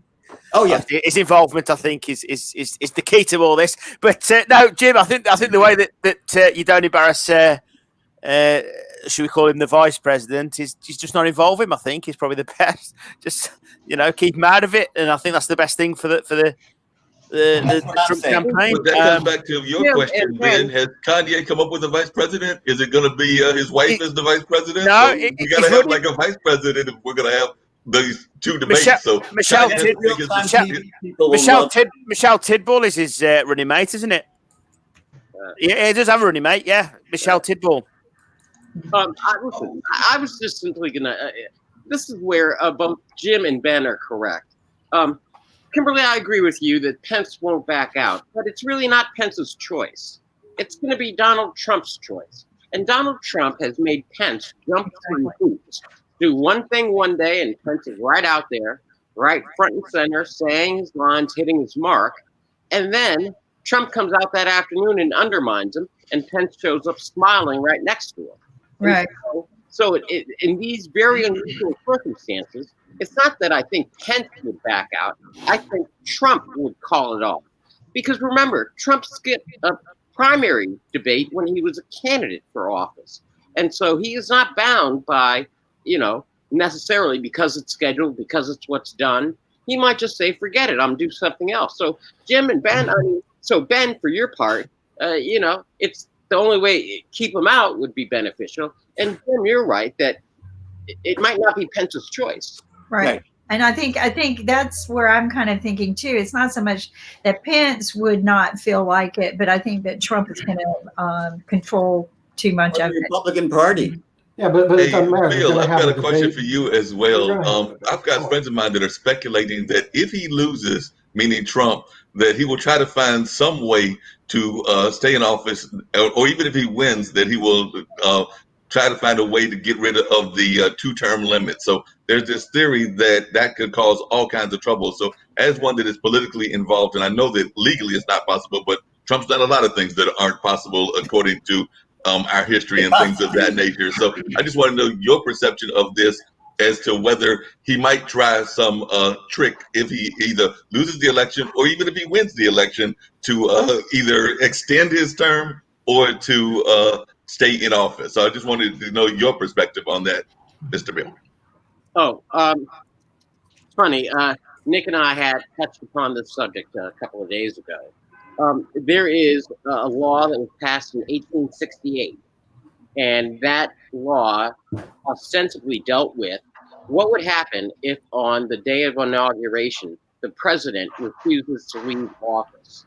Now, it's unclear, it's never been tested, it's kind of vague, and so we'd be in brand new territory. Legally speaking, though, the president would be out, the vice president would be out, and we can't use the Speaker of the House because the Speaker of the House doesn't get sworn in until after the inauguration based on the prior year's election. So it would fall to the President pro tem of the Senate, as much as we can make out of the law, the 1868 law.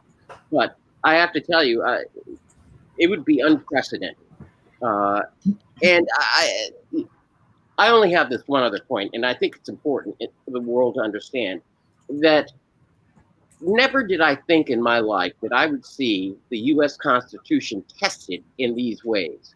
A contested presidential election in 2000, impeachment multiple times, the quandary over the mail-in ballots and what's legal in each of the states, faithless electors from the last election, going all the way up to the Supreme Court. And now the prospect that a president will not voluntarily leave the White House. That to me would be the end of reaching, as Nick, you would agree, the four corners of the contract with America or on America, meaning our Constitution. I'd love to hear what other people think, Nick. If he loses the election, he'll whine, grind, complain, but he'll leave. I mean, the thing is, I don't think it's going to be a big a deal as people are trying to make it out to be. I do believe you'll see a lot of excuses.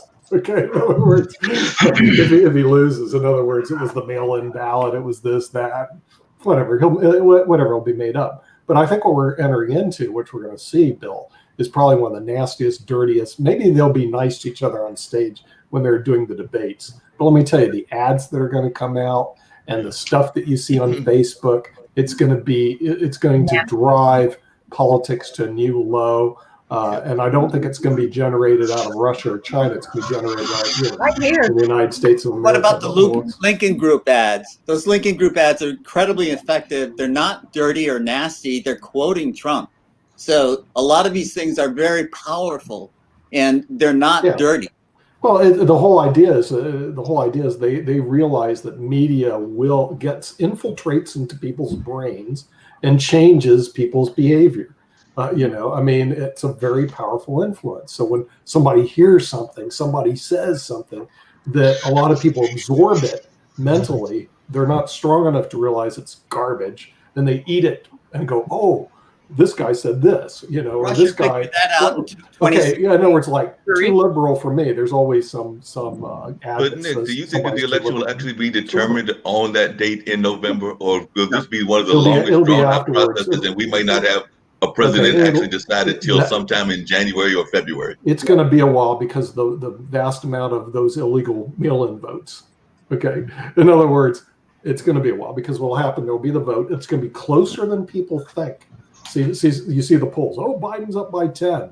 Whoa, time out. Go look how close it really is, especially in the swing states. So this will not be a landslide election. This is going to be a nail biter going to the wire. And I believe, Mark, it's not going to be determined the day of the election. It's going to be after the election where we're going to see. But can someone explain to me what's the difference between an absentee ballot and a mail-in ballot?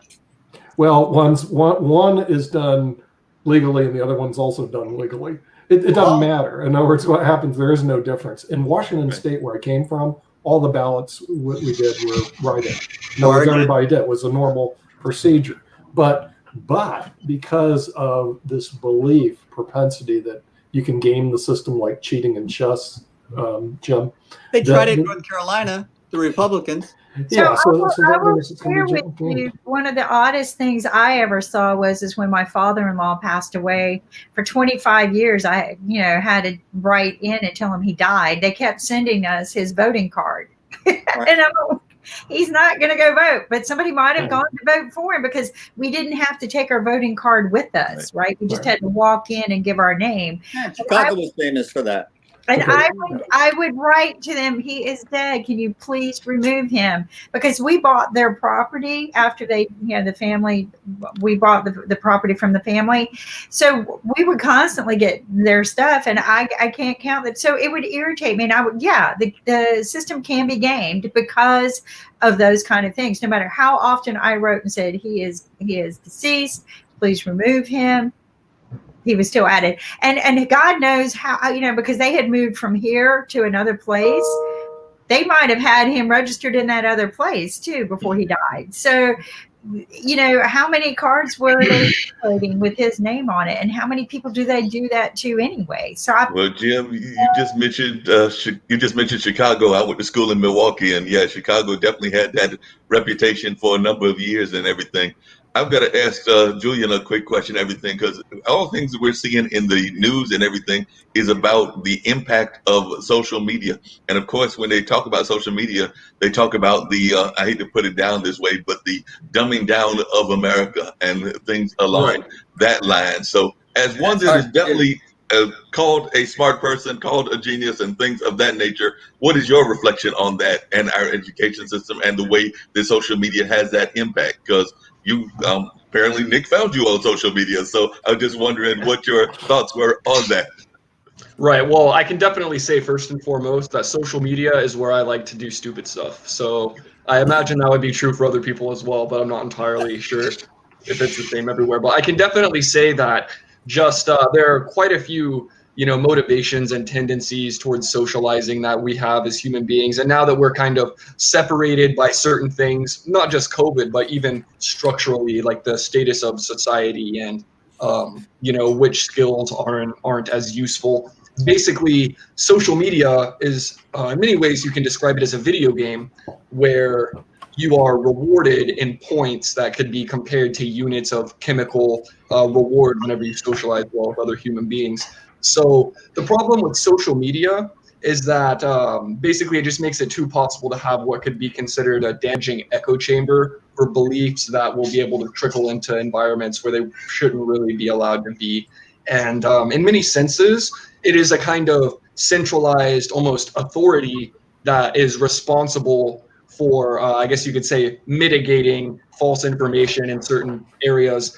And so with social media, again, it basically gives people the ability to do away with authorities that would rightfully challenge their false beliefs. And so over time, statistically, you're just going to end up with an accumulating number of people who will just be around people who not only parrot their ideas, they'll be basically, it's been shown that you can't just use somebody's, for instance, scientific intelligence to determine whether or not they're going to think that global warming is or isn't real. It's actually been shown that if you take an individual who would score as 10 out of 10 on scientific intelligence, they'll actually just use their abilities to affirm their own confirmation bias. And basically what will happen is you're just going to amass these compendiums of references that will just, reaffirm what they're saying anyways.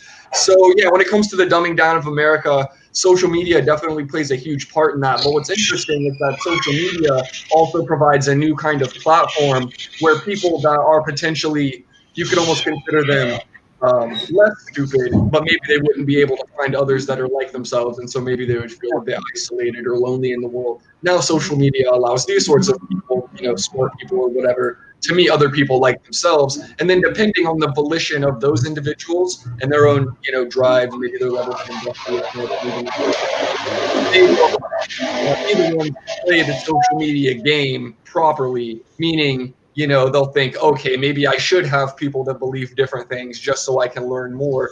Maybe I should also have, role models that I'm connected to and things like this. So I can say, yes, it definitely is contributing to the dumbing down.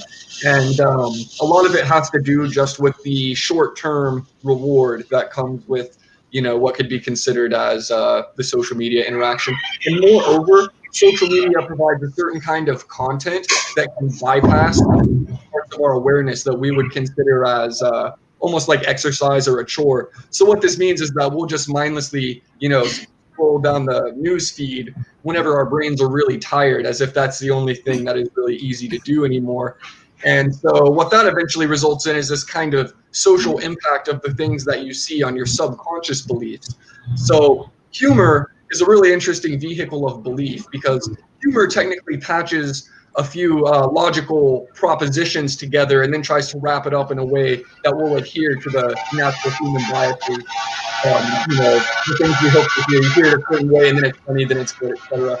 And so this is why there have been a lot of people that have said that maybe they're, we could say, entities from Russia or anywhere from around the world. Basically, there are these theories out there that by creating memes, you can kind of control the subconscious, the collective psyche, so to speak, of the people viewing the memes. Because a meme, or it's just like a graphic with some text, it will actually kind of imply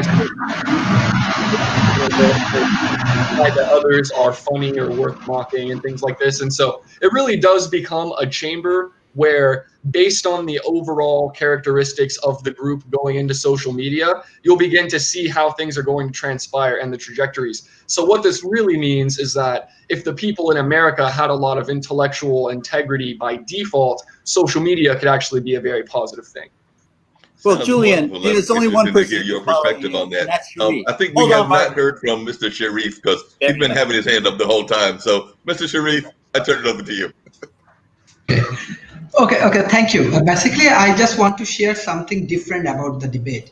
Yes, previously I do engage with a debating community, and 2013, you can check. I'm from Bangladesh. Our country was World Debate Champions, and we do Asian Debate Academy, many interesting things.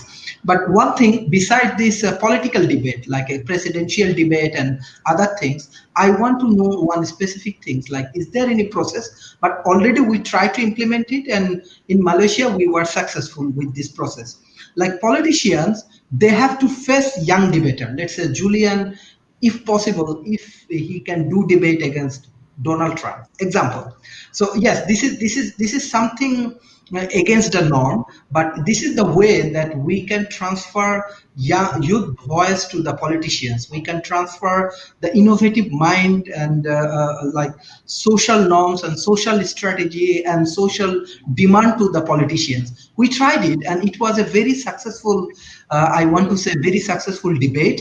And if we can arrange a debate with the let's say presidential candidate versus youth pool from example Harvard University or something like that, and by this way I think the traditional issues I think we can overcome, because everybody try to say that okay, politician has this problem, that problem, they are not perfect in that area. Everybody try to ask question, everybody try to go for chase it, but we need a scientific integration. So if like a youth panel or the youth voice or the young talented pool, they get chance to ask directly questions and they can do debate against the politicians, then I think American dream or American thought will be more effective and more transformative. Otherwise, what we see in media, it's all about politics. It's not actually, I want to say, it's not actually all of the practical things. So it's my belief, it's actually practically possible. We already established in Malaysia, in International Islamic University, we arranged this kind of debate, and it was really popular because thousands and thousands Malaysian people, they joined there and they asked questions to minister. Why do this? Why you do this? What is the impact? And young people, the student from IIUM, they do debate against minister. So I don't know. It may be one of the effective way, and by this way you can play outside the box and you can engage with more community. And I don't know, like actually politicians, they have different advisory panel, professional group of people. By this way, they can integrate it with the local community and the local culture. I think. Yeah, and I wouldn't pick Harvard. I'd pick Howard University. But okay. No, I'm just culturally I'm sharing. Let's say when yes, it's a really interesting idea, Shri. Yes, when we do debate, yeah, it's brilliant. We go for Oxford Union, Cambridge Union debate. Oxford Union and Cambridge Union definitely they do this.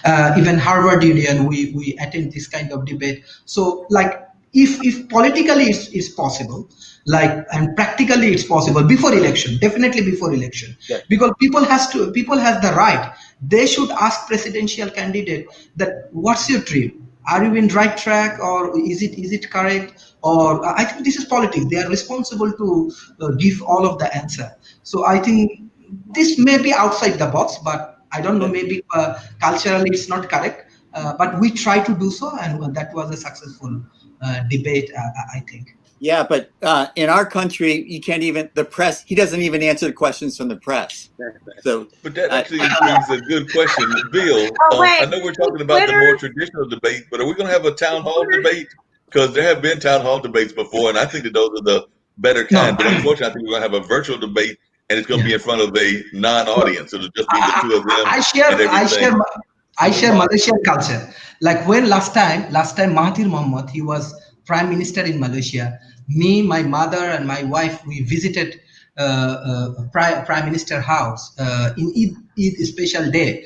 So that time I can remember even here, Prime Ministers arrange a very good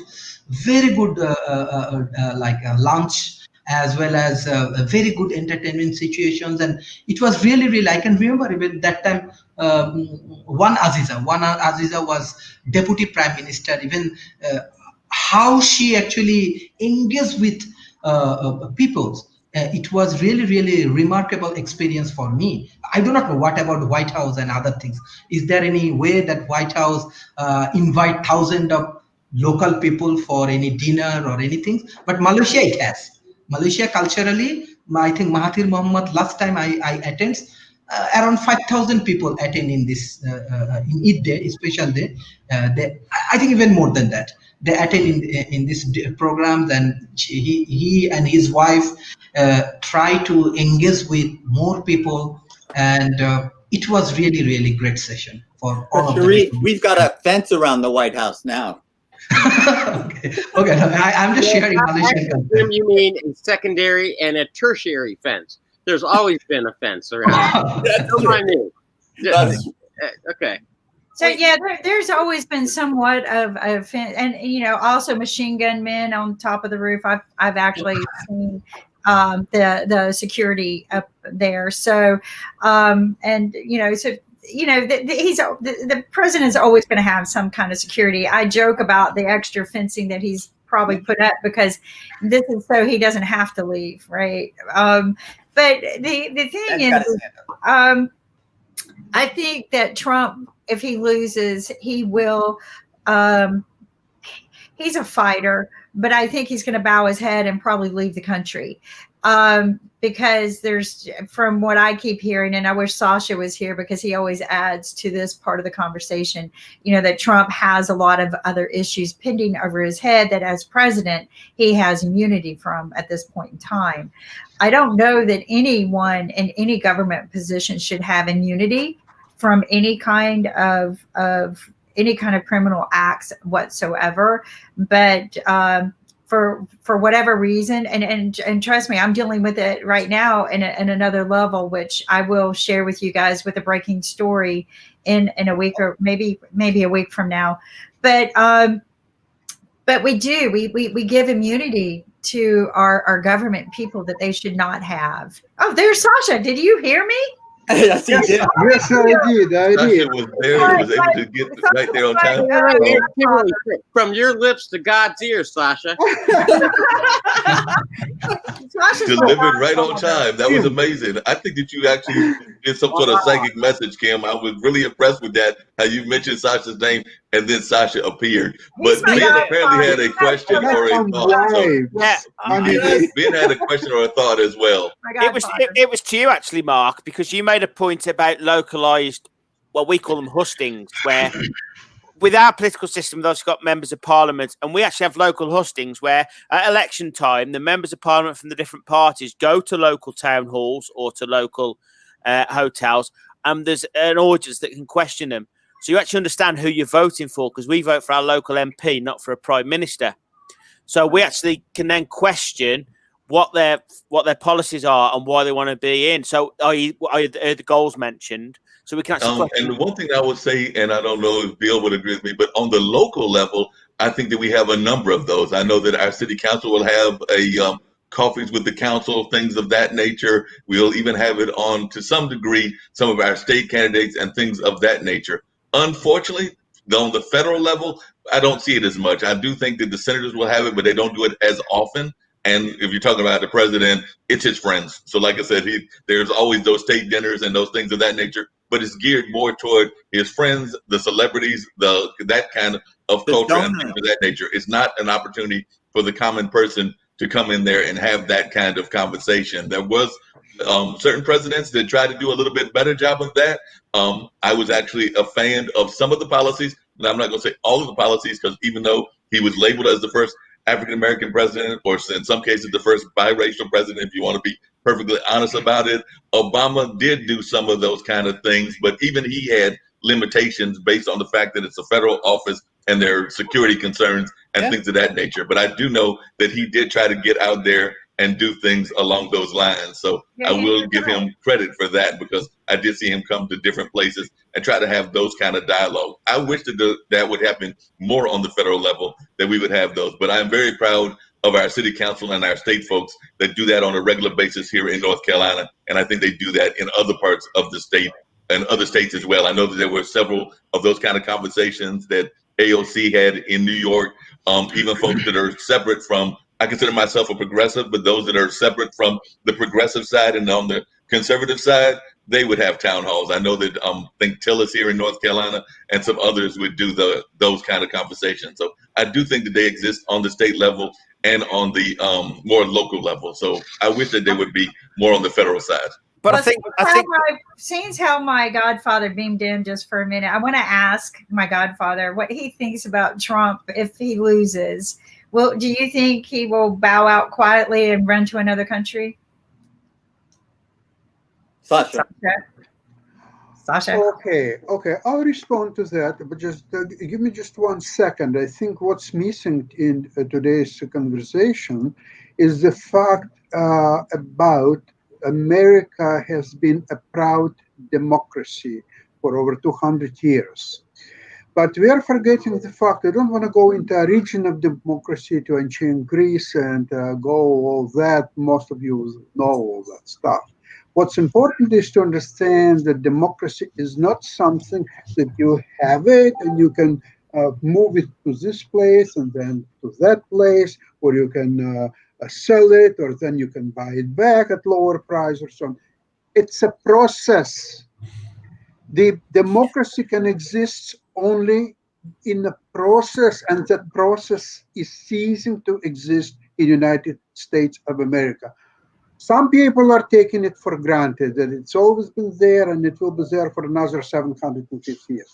Some people are saying, well, hell with democracy, I'm not doing so well. Okay, here's Trump. Okay, he's a good man. He's a rich man. He's going to help me. So I know a lot of Russians here in Toronto who are absolutely impressed by Trump and mesmerized by Trump simply because some of them have little connections to people who backed Trump's downtown hotel and condominium project, which was another scam. And it's a very well-known fact, same as in Panama, same as in New York, with all the criminal money going in.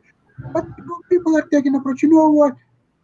It may be so, but who knows? Maybe I'll be rewarded somehow by being associated with people, by saying nice things about these people. So maybe one day they will remember, oh, he did something nice, he said nice word, introduced me to somebody who did something like that. There is no connection between these people and people like Joe Biden, never mind Kamala Harris. And now we are coming to the second question. Part of the American democracy is based on the fact that the losing party at the election, whether it's Democrats or Conservatives or Republicans, they always accepted the result of election, and they were trying to rebuild the party or change the platform or do something to do better in next election. Okay. I'm afraid this is the first ever election that the losing party will not accept the result of the election. This is based on my observation of a Trump base, number one. Number two, or actually I even put it as number one or equal number one, is the fact that Trump is not a normal president who did his best. Okay, it didn't work out, so he was not reelected. No, absolutely not. Trump is a man with a substantial criminal ties. This is a man who broke the law many, many, many times. It's a man where the Mueller's report, and Mueller, he is a well-respected Republican, a career Republican with a great expertise and reputation. He stopped short by charging Trump, not because Trump is innocent. He never exonerated him. What he said, though, that there is a policy of Department of Justice that does not allow to charge a sitting president. Now, guess what? In January of 2021, Trump may not be a sitting president anymore. And with the people as Kamala Harris, do you think he'll get away with everything what he's done to this country? He single-handedly changed U.S. foreign policy, which was enacted by great President Roosevelt and which was unchanged through all the years, Republican and Democrats, everybody. It was engraved in stone. And see, he is single-handedly. There was not a demand from the nation or even from any party, including Republican, asking him, oh, you know what, that foreign policy doesn't work anymore, let's change it. please do so. No, there was no demand on change to foreign policy. He did it single-handedly to please his friend Putin and others. That's what's happened with the U.S. Foreign policy. And people either scared to talk about it or so on. But I think that the only thing what Trump has still a chance, at least to end his days away from jail, and make a deal with Pence to resign. Same was Richard Nixon did it. And Nixon didn't do even 10% of the harm to the America what Trump did. Nixon was an angel. And you remember definitely compared to Trump, he was definitely an angel, and things of that nature. Sasha, you're making great points and everything. I've actually got to bounce because I've got a Zoom call that I've got to attend and everything, so I'm ready to bounce, but I will come back in an hour. I've seen many of my friends here on the line. Bill, it is my first time meeting you here. I know you've appeared other times, so I would definitely look forward to seeing you on other conversations in our roundtable. So it's my first time meeting you, and I definitely look forward to seeing you again in the near future. Mark, I just want you to invite me to dinner when Jim is there. Yeah, I will invite you to the online dinner party. Kim will give me the information. I will invite you to the online dinner party. You're definitely welcome there. Bill is our White House correspondent. So he is out of Washington, and he is our White House correspondent now. So I'm very proud that we have progressed with this beautiful team and panel that can have such wonderful talks without being, whether we have the same opinions or not, we're here to help resolve some of these problems. And so this has been great and beautiful. Also, just to have it on a global basis and to understand what other countries think about what's going on in the United States. We are at the top of the hour. Nick is not here, so I'm going to do what Nick does. I'm not as good at it. Welcome to IBM TV, everyone. We are here on Podcaster Thursdays, and I am your senior executive producer at IBM TV. My name is Kimberly Calhoun. I am from Raleigh, North Carolina. To my, what do you call that, left or right? It's my right, your left. We have from the UK our lovely Ben Coates, who brings to us some great expertise on the entrepreneurial level, but he's also out there promoting the entrepreneurs and bringing us some great insight from what the UK believes in what's going on globally. Then we have from the Socialist Republic of California, our wonderful Jim Eade, who is also the author of Chess for Dummies. I had to think about that one. And but he also has the TV show Chess Without Borders. Then, of course, we have our lovely Sharif from Malaysia, who is bringing us some educational TV shows on economics starting Saturday? Friday at 5 a.m. So Friday at 5 a.m., he's going to bring us Sharif's education of economics, right? School of Economics. The School of Economics. So I'm loving this. And then we have our resident genius, Julien. Welcome aboard, Julien. Hello. Hi. I will take a moment just because Jim always shows the book. This is the actual award that I am speaking Whoa. on. All right. In the world. Woo-hoo! Of the world. And, you can't get any better than that. And that's what we're here about, is bringing and inspiring the power of positive thinking. That's what our mission. Smart TV, thanks to Julien. Nick and I, this is what we've always built our thing on, is the power of positive thinking, and that's what we're doing here. And we have our wonderful, wonderful Washington White House correspondent, Bill. Show us something. Hold up something, Bill. Hold up something. He's got the pictures. He's got the pictures. He's got the pictures. There you go. Oh, that's more important. Yeah. The notebook, folks. The notebook. That's more than me. It's like Exhibit X. With all due respect, Jim, I can't compete. But the notebook, that's very powerful. What's in the notebook is very powerful. I tell people the pen and paper, they can't hack that. You cannot hack your pen and paper, folks. This is IBM TV for me. Right? Every day I have I'm to filling steal it this up. and take pictures of it, but you can't hack a pen and paper. And then we have from Russia with love, but also in Canada, our lovely Sasha, who has 2 TV shows on IBM TV. So he's definitely inspiring the power of positive thinking with Chess Stars, which is a unique TV show interviewing some of the world's greatest chess players. But also he has a unique online game of chess playing, and he does our financial TV show on Wednesdays. That was yesterday. In fact, I was watching it. I was kind of cheating. I was watching it while I was doing a business meeting, so shame on me. But I never get to like stop and watch a lot of our TV shows because we're always doing business meetings, growing the network. So I was kind of like watching, and so Sasha, that was really cool what you guys were doing yesterday. Most important thing, did they help you to make any money yesterday? Well, so I didn't get it. I haven't started investing, Sasha. So I'm one of those thinkers, ponderers, and I'm preserving your capital. Right. So you have to remember growing up, I guess the way I grew up, nobody ever taught me to make my money work for me. Right. There's the real man. There's the real money man. But we are not worthy. It is. What did teach me was how to save well, right? How to manage a little bit of my money and not spend it all, but always but I never invest. I was always scared of investing.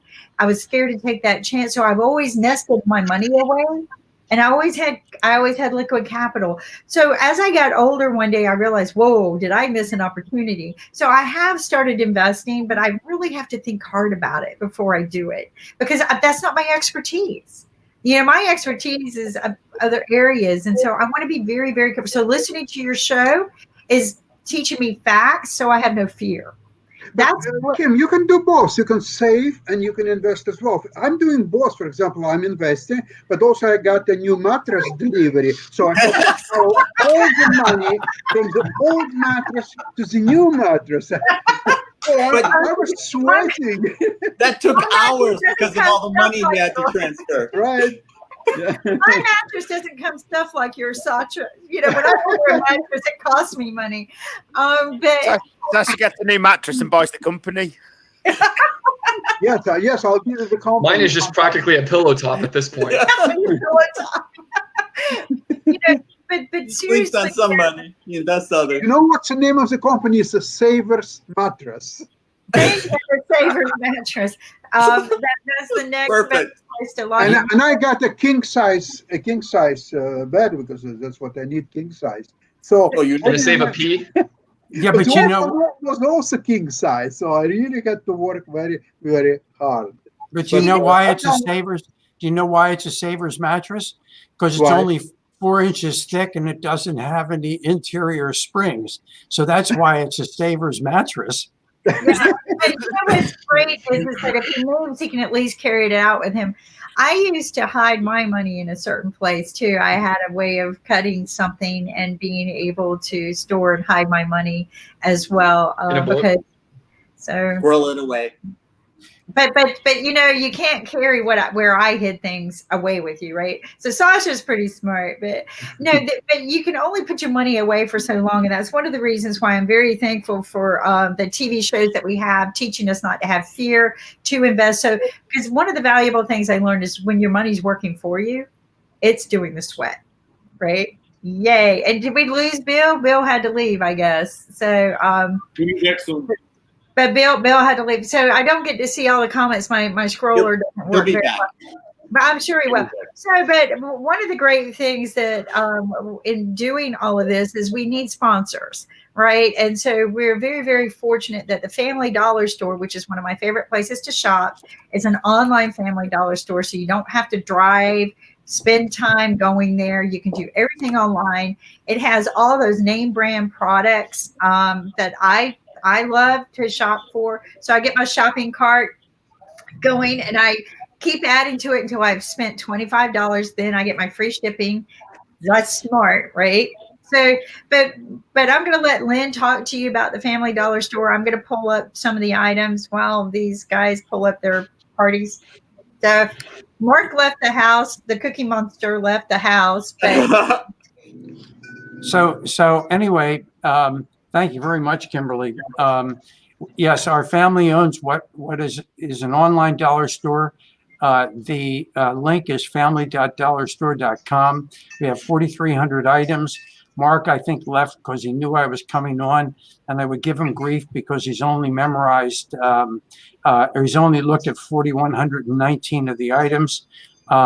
So I'm going to ask him about the other 181 plus the additional ones we put on this week.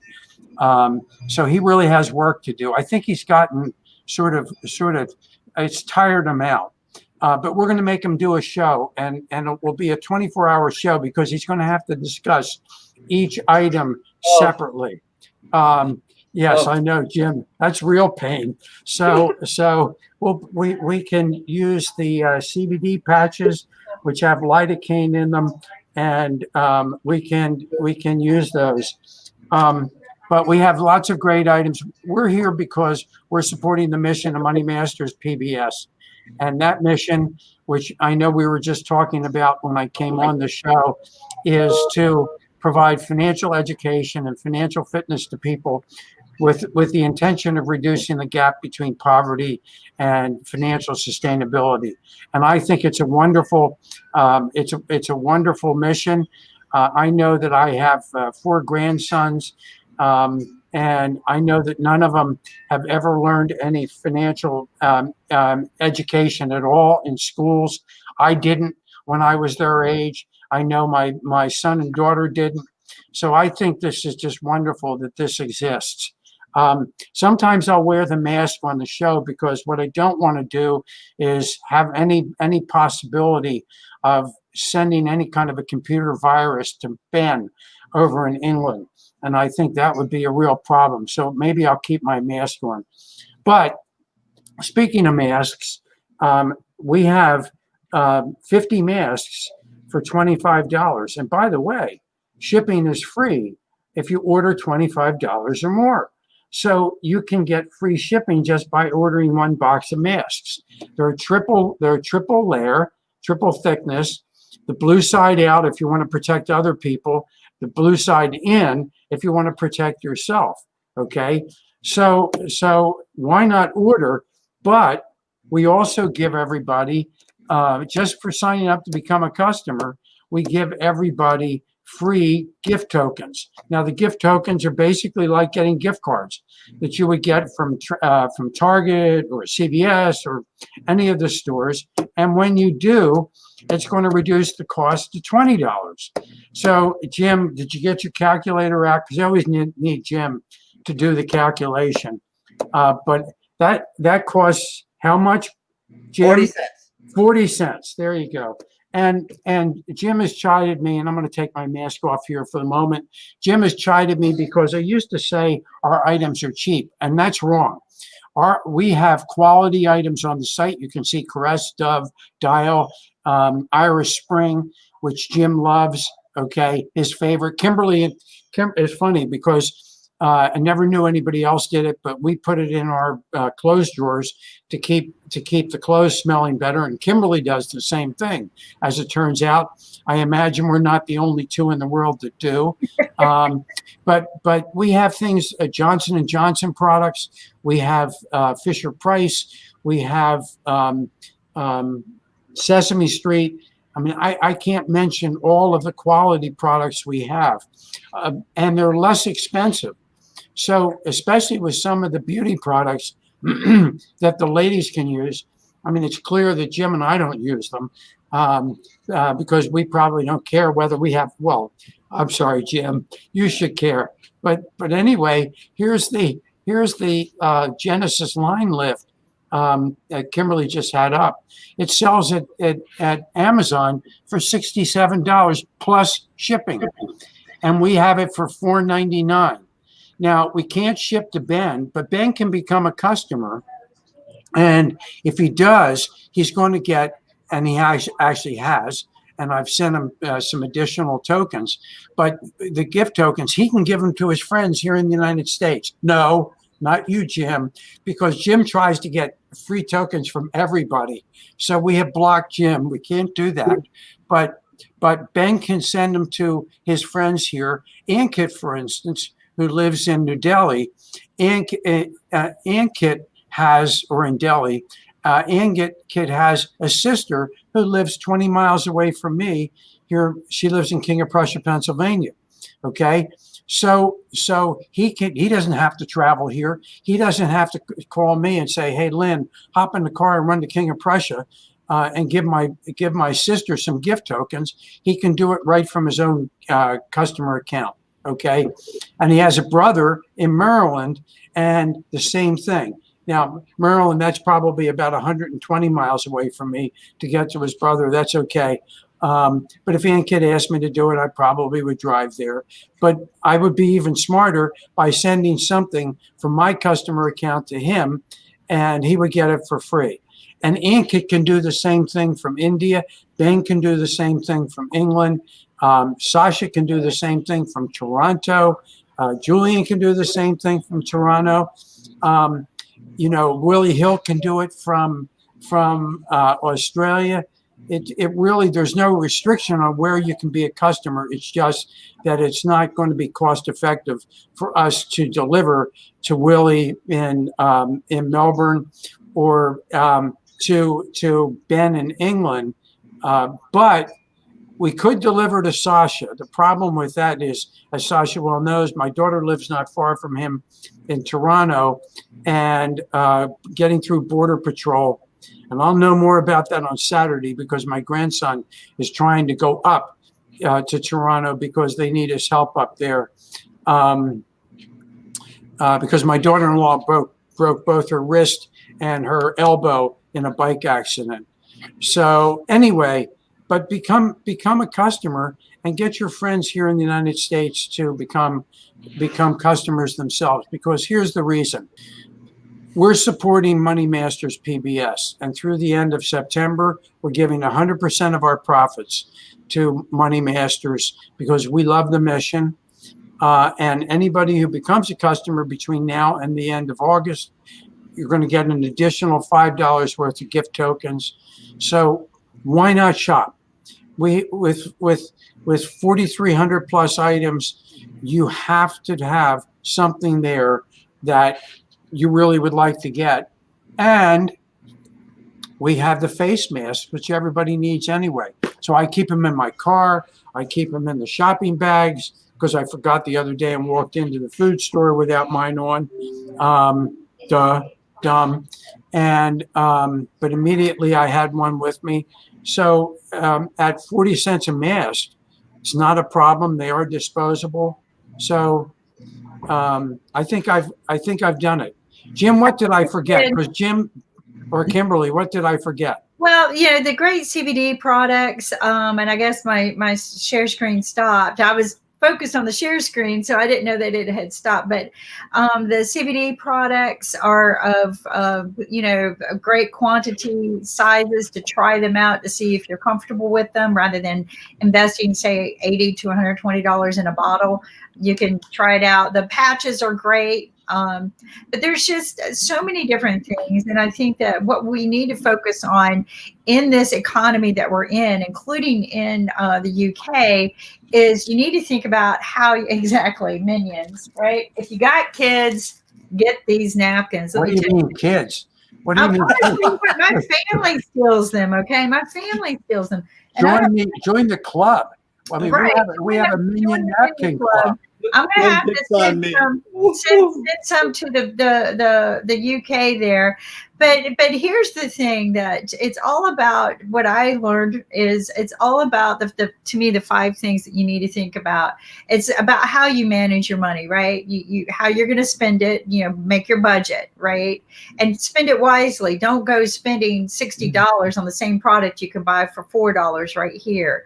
Be very conscientious about looking at the label. Maybe you can get the exact same ingredients in a cheaper product. So don't think about the shopping bag and the label that you're walking home with. Now, I can't say that about everything I buy because you guys don't have everything I buy, but be smart how you spend, right?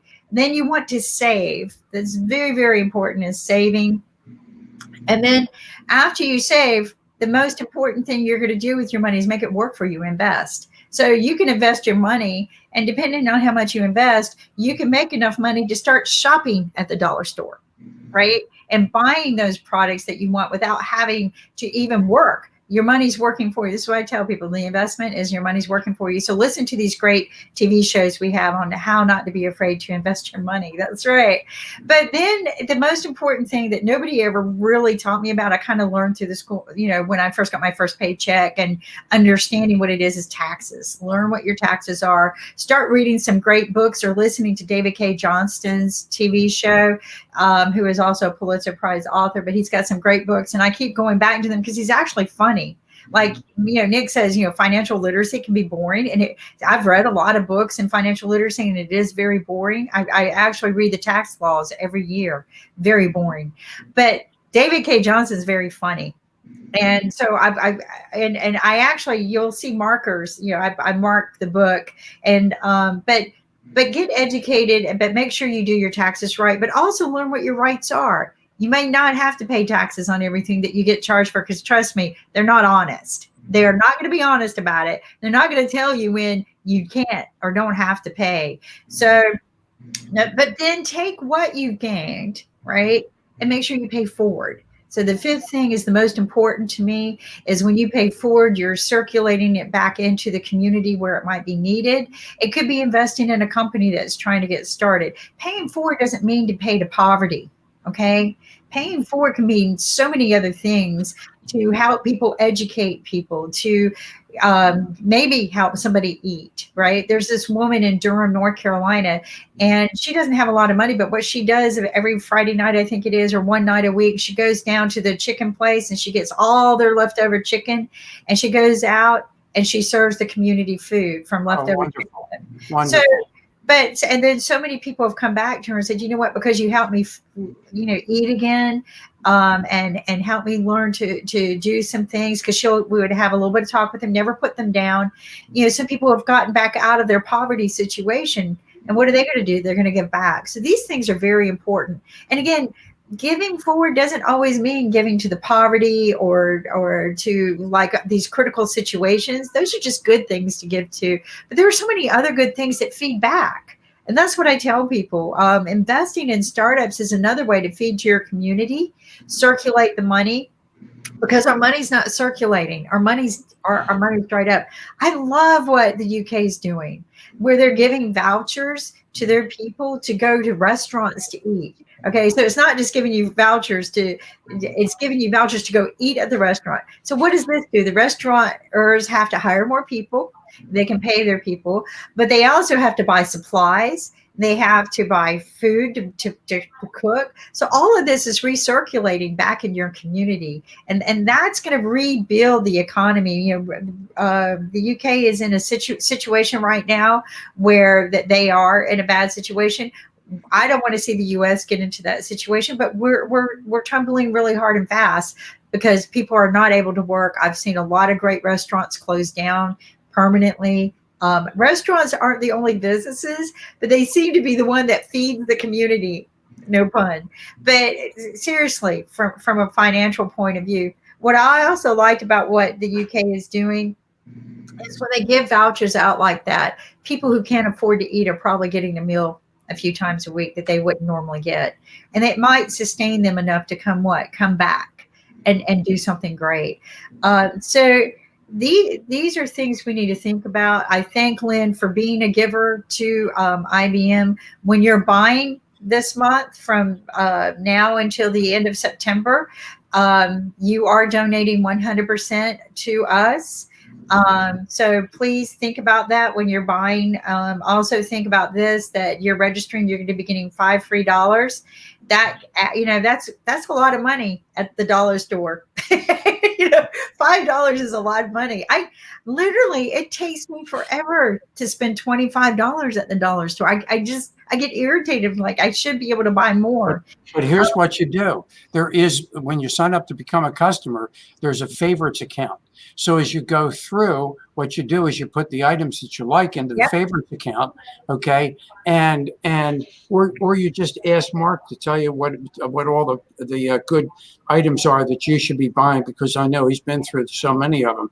But no, I'm kidding. But put them in your favorites account, so when you go back to buy the second second time, they're there in the favorites account, and you don't have to go through 4,300 items. So Right. that's another way of doing it. Well, Lynn, I think the That's main a very good idea.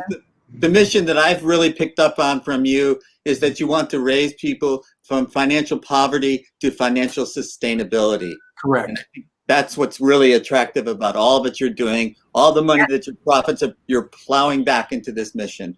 And that's where my heart goes out to you for what you're doing. Thank you.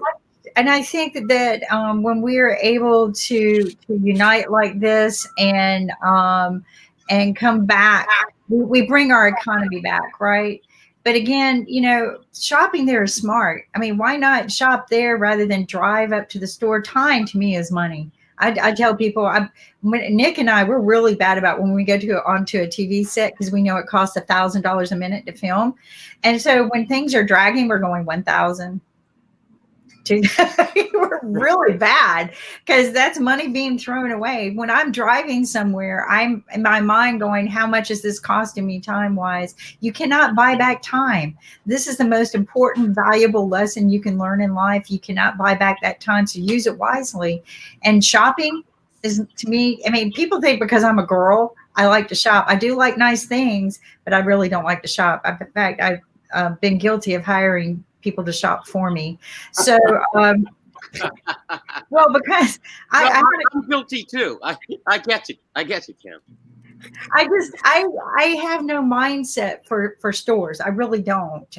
They don't lay them out the way my mind thinks. So, but you know, I like nice things, but I'm just, you know, but be smart about your shopping. Again, the Family Dollar store has Irish Spring, it has Camay, it has Dial. I mean, it's got all these great products. I mean, they don't have the vaccine yet, okay, guys, but I'm sure. Because one thing I like about the dollar store is when Sasha has the vaccine. Sasha's gonna have the vaccine. But one thing I like about the Family Dollar store is during this time of crisis, they've stepped up to the plate and they've filled the doors with things that we need, like masks. Because when they first started, they didn't have masks. Mm-hmm. Now you can get the mask in bulk or in small quantities. They've got hand sanitizer. So just about anything that you would need now. But they started stepping up to the plate. Think about it, toothpaste, all the little things that, you know, you probably go to the store for independently, just order online. It comes to you in 2 to 3 days. Except for Lynn, you have to go to the post office to pick it up where Lynn lives. But it comes straight to my house, 2 to 3 days, you know. But think about these things before you go out and shop and spend money and waste your time and day. But let's move on towards some, we've got some great topics going on today, because we do have not probably interesting to other countries, but our presidential campaign does seem to be entertaining the world. I had one friend from another country text me, I love watching the U.S. news. You guys are so funny. And I'm like,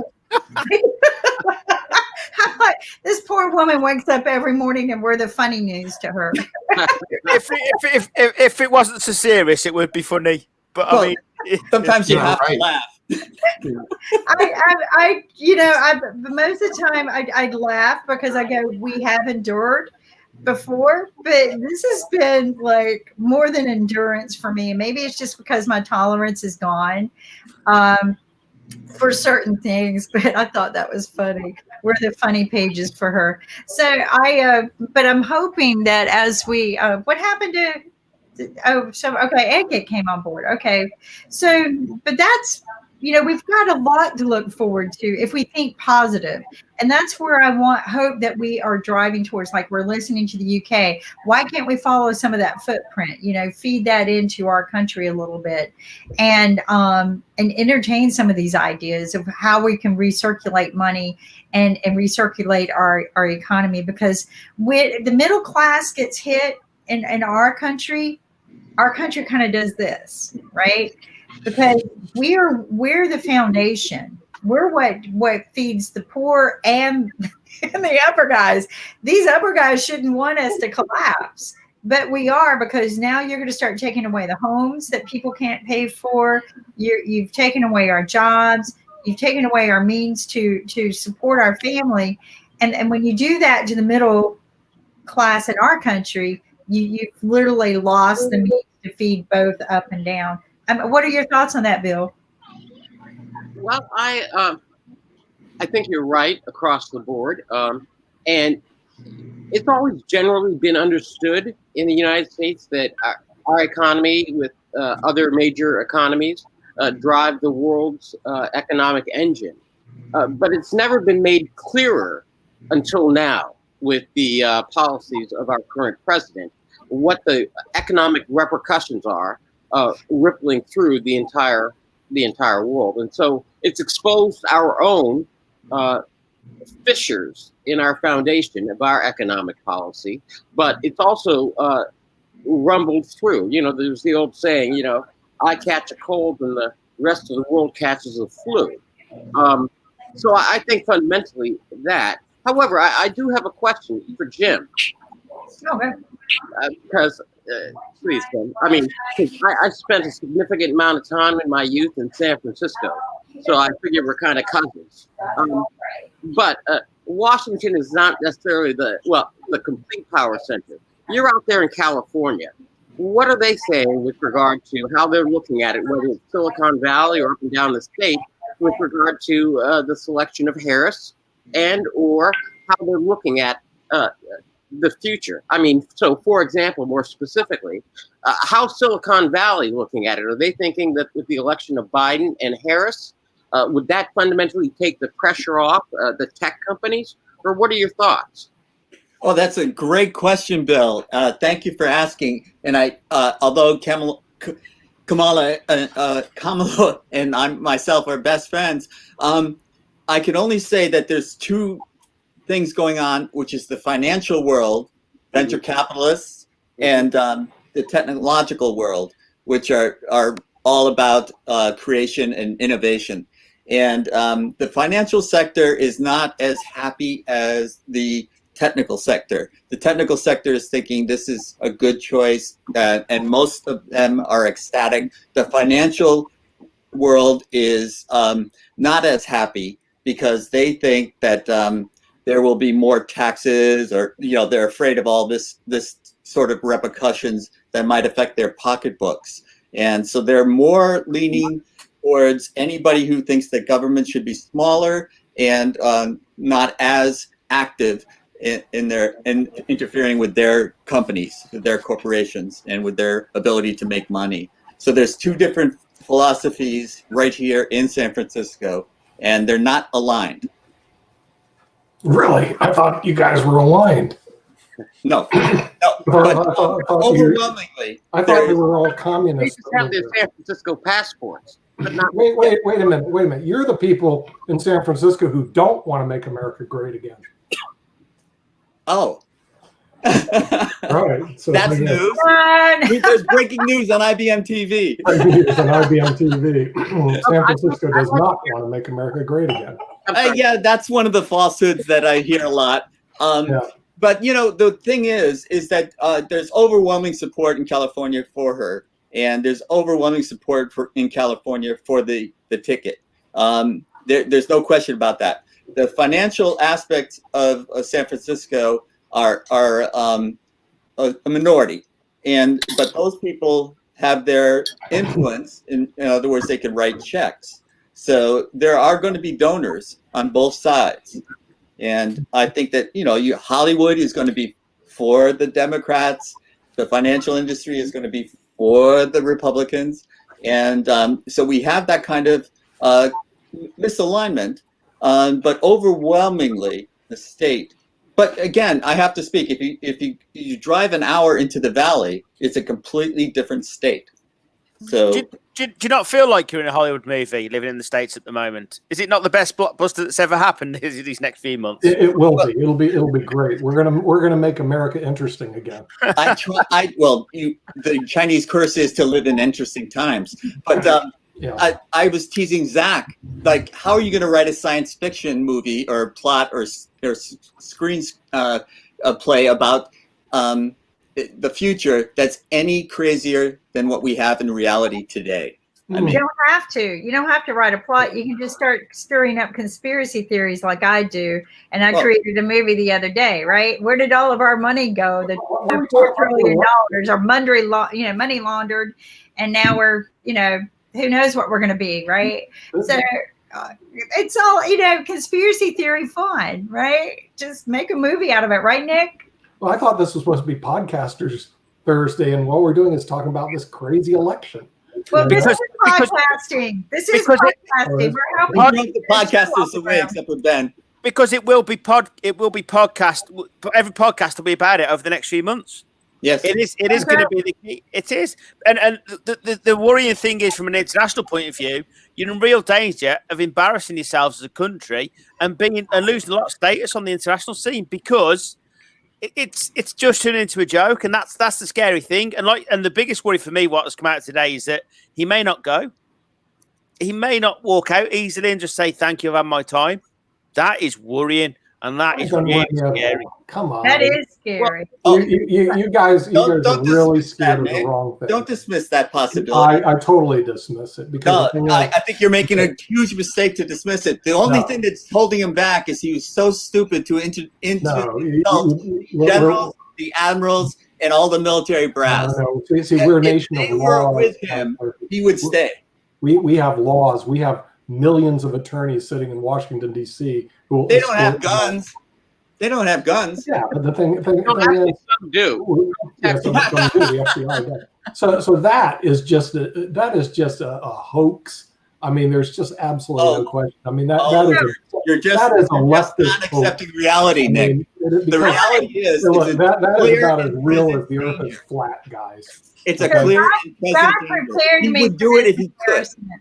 God prepared me for this embarrassment.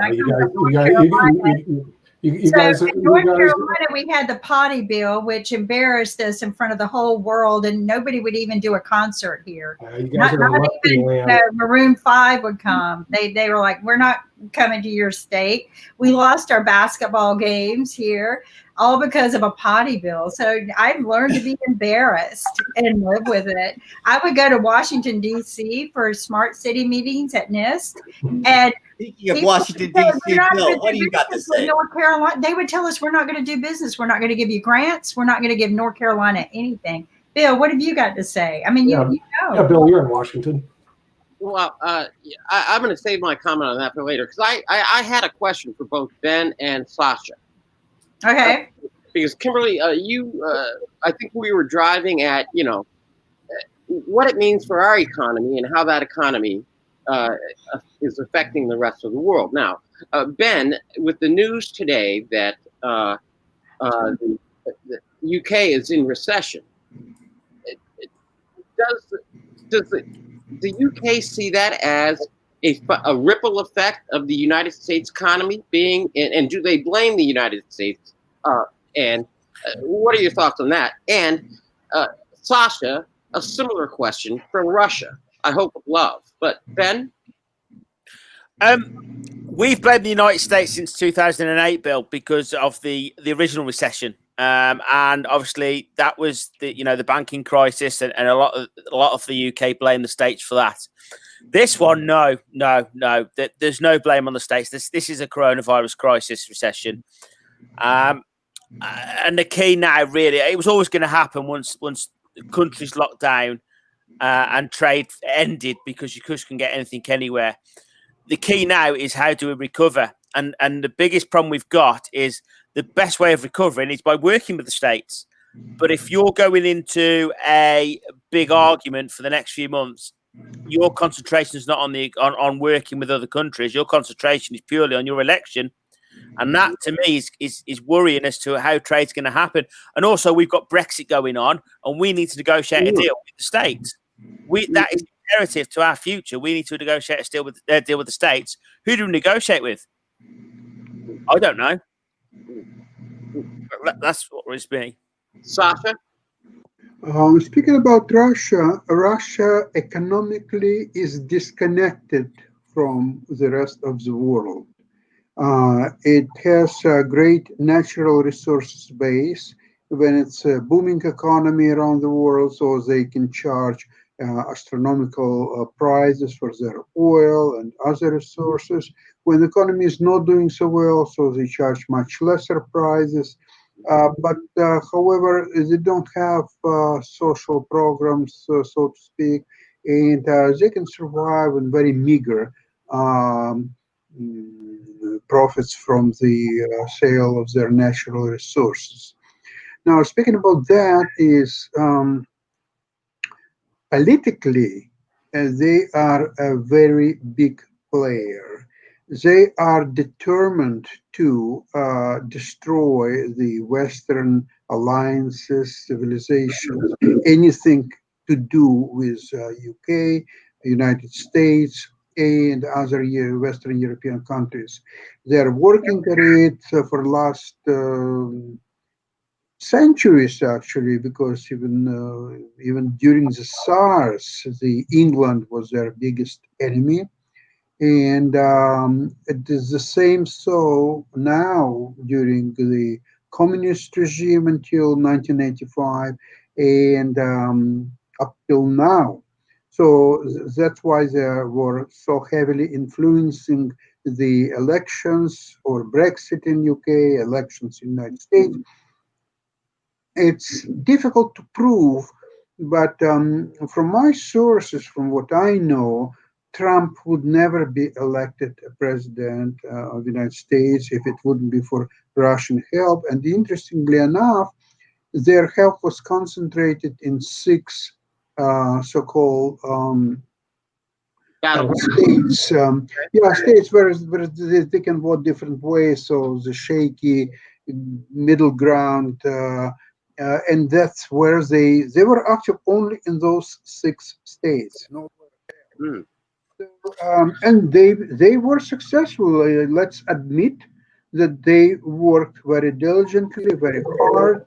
Didn't cost them a lot of money. They were very effective, and they succeeded. Bill, what's the atmosphere like in the Republican Party? Is it divided? Actually, it's ambivalent at best, scared at worst, and they're scared for those that that are fearful of opposing the Trump base, and ambivalent if they're not up for re-election. So a third, as you know, those Republican senators that are not up for re-election, they're ambivalent. It doesn't matter to them. For all of the Republican Congress people, both men and women, they have to tread that line between offending the base and getting re-elected. So it's a real mixed bag. When it comes to voting, you can see the divisions clearly in the United States Senate on the Republican side, that there's a split. And Mitch McConnell can't even get a comprehensive bill passed because he doesn't have his complete coalition of Republicans in the Senate together. So, as Jim would say, it's interesting times. But we will see as we continue to move forward. However, I was hoping to ask another question, and that is, Sasha, do you know which 6 states? Okay, I'll try to name them. It's Wisconsin, it's Ohio, it's Pennsylvania, it's probably Michigan. 2 more. You see my memory. Talking about the swing it's failing me. 2 more states, yeah? Florida, maybe. No, should not be Florida. Could be, but I'm not then so it might be Indiana also. In other words, the Midwestern. Okay.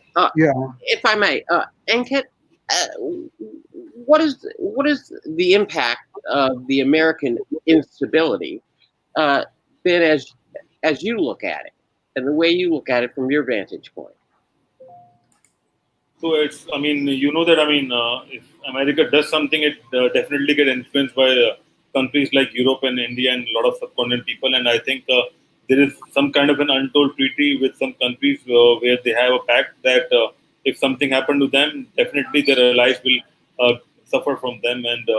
And And also, I mean, the talks in India right now is that because of pandemic, everyone is in a bad situation. So they need to have the consistency going on with the current leadership, because they know how they have suffered from pandemic and how they can recover. Because if a new person join the leadership at this point of time, it will be a difficult scenario for that person to manage the situation during the current pandemic. So I think, I mean, because it's not just about elections, it's about what's going on in the world. And also, I mean, I'm talking in terms of the Cold War happening between a lot of countries. So I think if America does something, it impacts to a lot of countries because of the allies and relationship. And also, we are living in a global world now. So it's all about integration and combination. So combination certainly change when Biden comes in, or maybe if Trump's re-elected. So definitely there should be some change which is coming soon. But people are praying that Trump will vote out and then Biden will come in. But I think that Trump is still ahead of Biden. That's what I think from India. I'm not sure about that.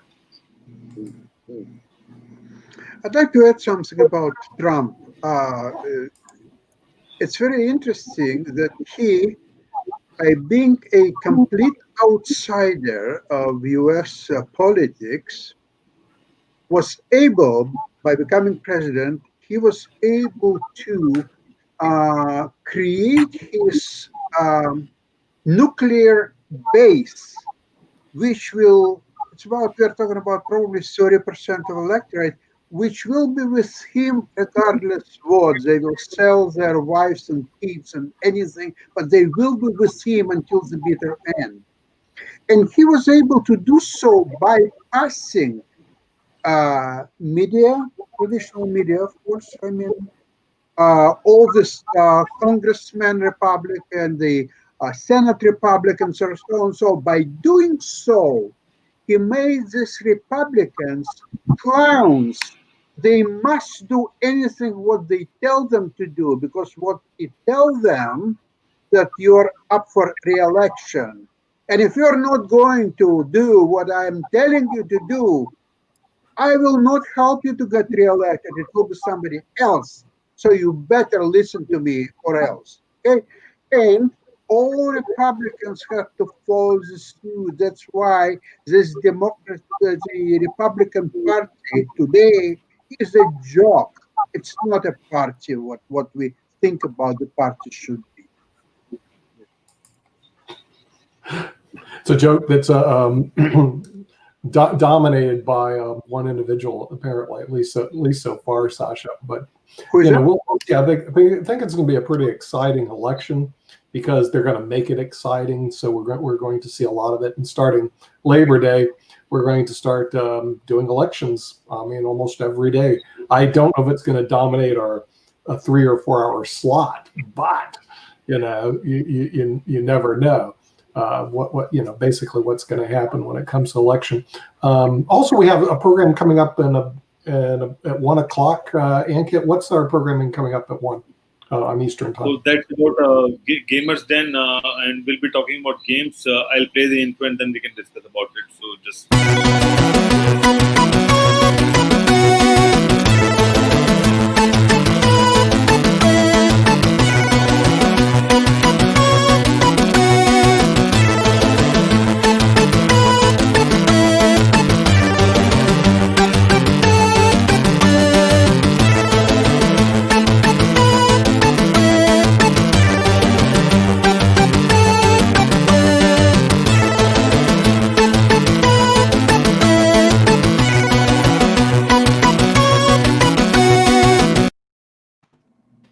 Wow, that's pretty cool. That's going to come up immediately following our broadcast. Is it going to be on this station, or it's going to be on this station, or are we going to another? And today we'll be discussing about how politics can implement, or how politics influence the gaming environment as well, because a lot of games have Trump and elections also a part of the gaming scenario. So maybe are we having our gamer experts going to join us? Are our gamer experts going to join us at 1 then? Yeah. Okay. Yeah. And for the people that are still politically inclined, they can stay. I have to move on to an appointment, so I'm going to be out, unfortunately. And I'm going to have to dive out at the 1 o'clock. But for the political pundits, Bill, if you want to stay for that hour, apparently it's going to be it's our gamer show, and the gamers are going to discuss it's going to be gamers and politics. And Julien, if you know anything about games, I don't know anything about it, but you can stay too. It's apparently gamers and politics. Yeah, sounds interesting. On this station, so we're not moving stations. Sometimes I love we move channels. And we decided every Thursday. Actually, we do have a gamer show because it is a big cult industry. It's actually bigger than the movie industry. A lot of people don't know that, but there's more money. More money made on video games than it is than they do in the movie industry and the entertainment industry. But Ben can't stay because he's late for scones and tea. Oh, that's right. They always have tea. We may miss Great Britain, but I don't even know if they know how to play video games over there. They're too busy looking at the Queen every day. So it is a big market, and it is a big market. I'm not a particular gamer.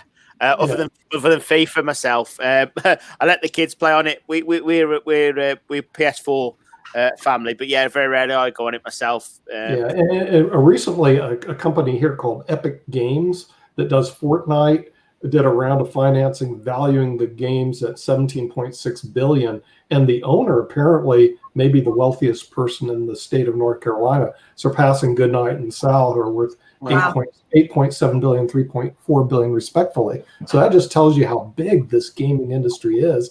I just don't get involved in it. But the thing is, we do recognize that. What happened? Gamification of politics. Well, I think it was gamification. I would love to see an e-game political. Well, that's Facebook.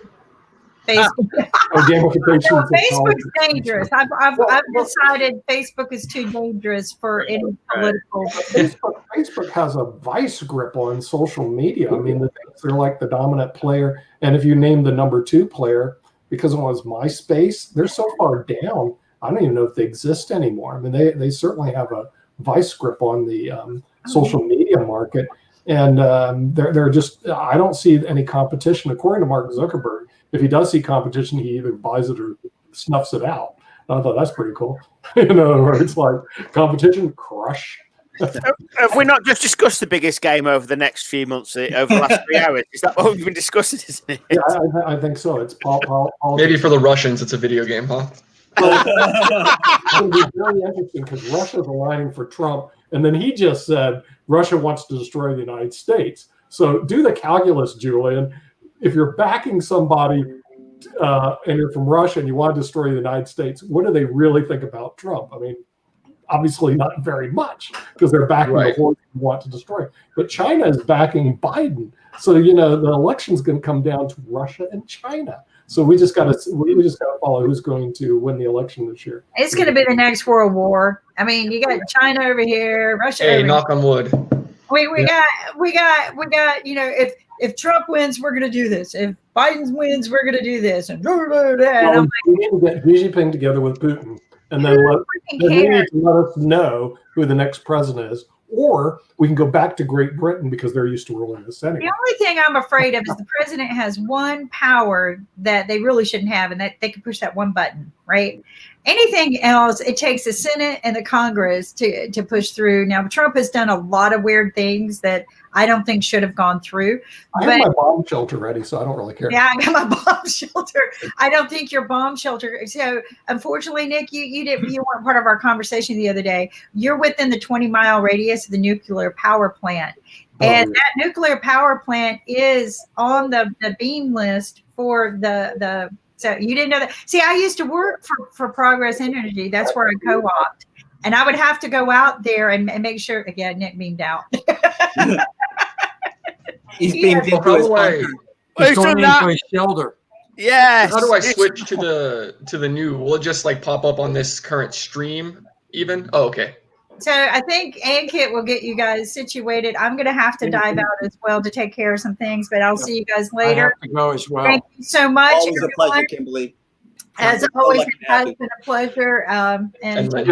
Apparently, you don't have to beam out or in. You just stay on this stream, right, Ankit? Yeah. Right. From New Delhi. So you just stay here because the gamers Nick, were you inspecting your bunker? I'm going to do that right now. As a matter of fact, the thing is, I'm going to load it up because I just heard I may have to put it to some use, because you all want to know what's he going to do. He's not going to be dragged out of the White House. He's going to say, if you don't let me leave, I'm going to press the button. If I have to leave, I'm going to press the button on the way out the door. So take care, everybody. We'll see you. Yeah, you too. Bye-bye. Thank you. God bless. Mhm. Oh, phew. Except for Ankit is the worst of them. He's the slave driver.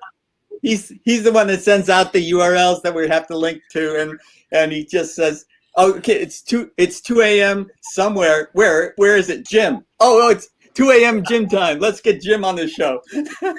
Poor Bill. Jim is always available to respond. Poor Bill has to walk around Washington with all the comments that Nick makes. It's poor Bill has to go around facing him and go, "No, it wasn't me, it was Nick." Well, Bill, and we have definitely... and he's one of the gamers based out of US. Jitovi, can you tell us about yourself and what do you do? Well, I run both Triangle Esports Championship, Bull City Gaming. Play starting even to get more into gaming now because I'm learning about some of the other fun stuff in the background. But yeah, created the industry, created the business here in North Carolina, trying to grow it. Well, Jitovi, I downloaded Black Mirror on your suggestion, and I watched the first episode, and it freaked me out. Oh, was that the episode? Actually, I see Ben is from the United Kingdom. Is that the Prime Minister? Yes. Yes. Oh my god. Such a bad episode. You shouldn't start with that episode. You should not start with that episode. It gets better. It gets better, I hope. It does. Yeah, that episode's I don't like it. I didn't even finish that episode. Yeah. Like, what do you choose? What is I mean, how? And the beautiful part about it, Jim, is that there are other episodes that are just as crazy. Okay. I'm gonna hang in there. I mean, watch every episode. There's the last season was okay, but there's one that deals with the prison system, which was actually a beautiful written episode, because if you think about society today and how we want vengeance for individuals that may have done something really bad, so you can see how twisted society could be based off of that episode. It is beautifully written. At first you won't get it, but then as the further it goes along, you're like, okay, something's wrong. And then they show you the dilemma. Yeah, you're like, okay, I can see society doing something like this. I recommend season 2, episode 4. And then we can officially kick off the show. Just a moment. I'll just play the intro one more time and then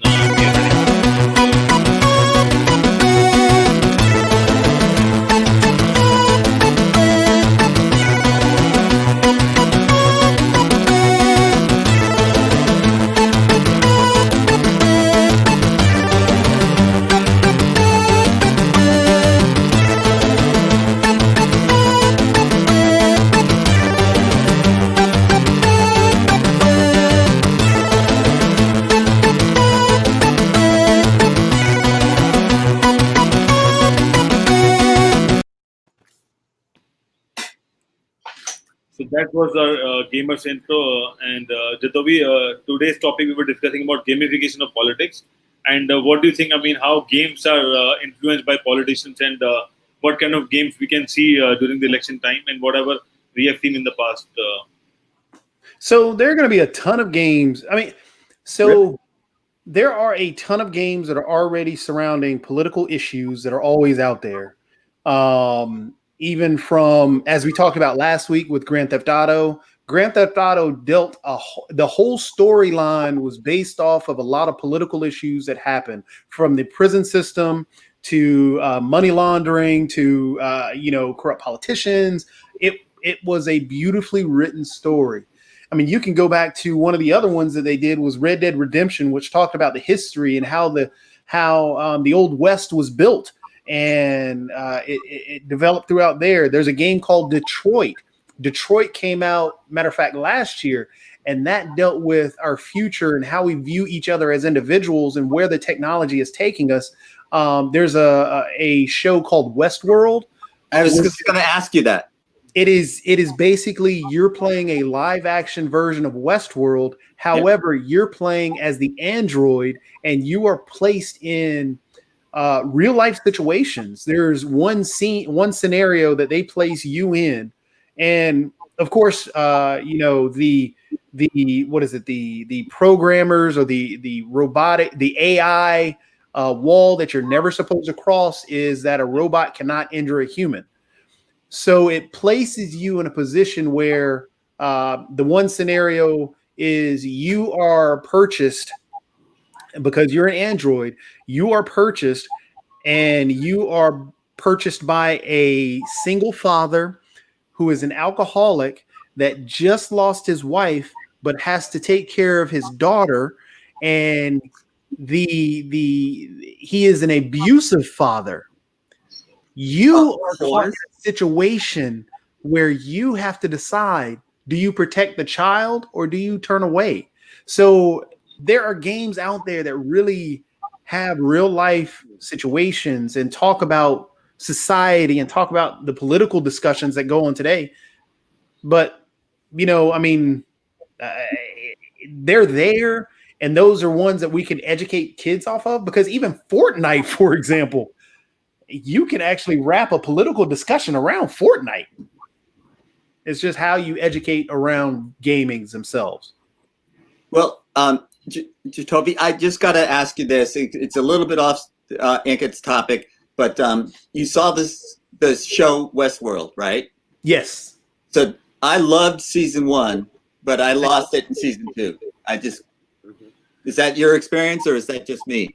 So season 1 I loved because the story arc stuck with it knew what it wanted. It had a defined position. Right. It knew that, hey, we're going to deal with this whole search for consciousness, and if we can figure out consciousness. Season 2 tried to outthink itself.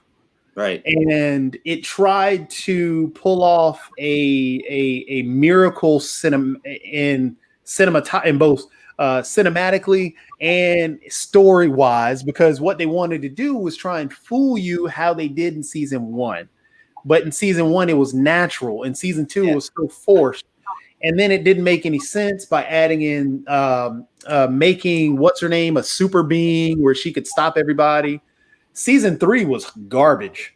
Season 3 was really bad because I lost it in season 2. I didn't even make it to season 3.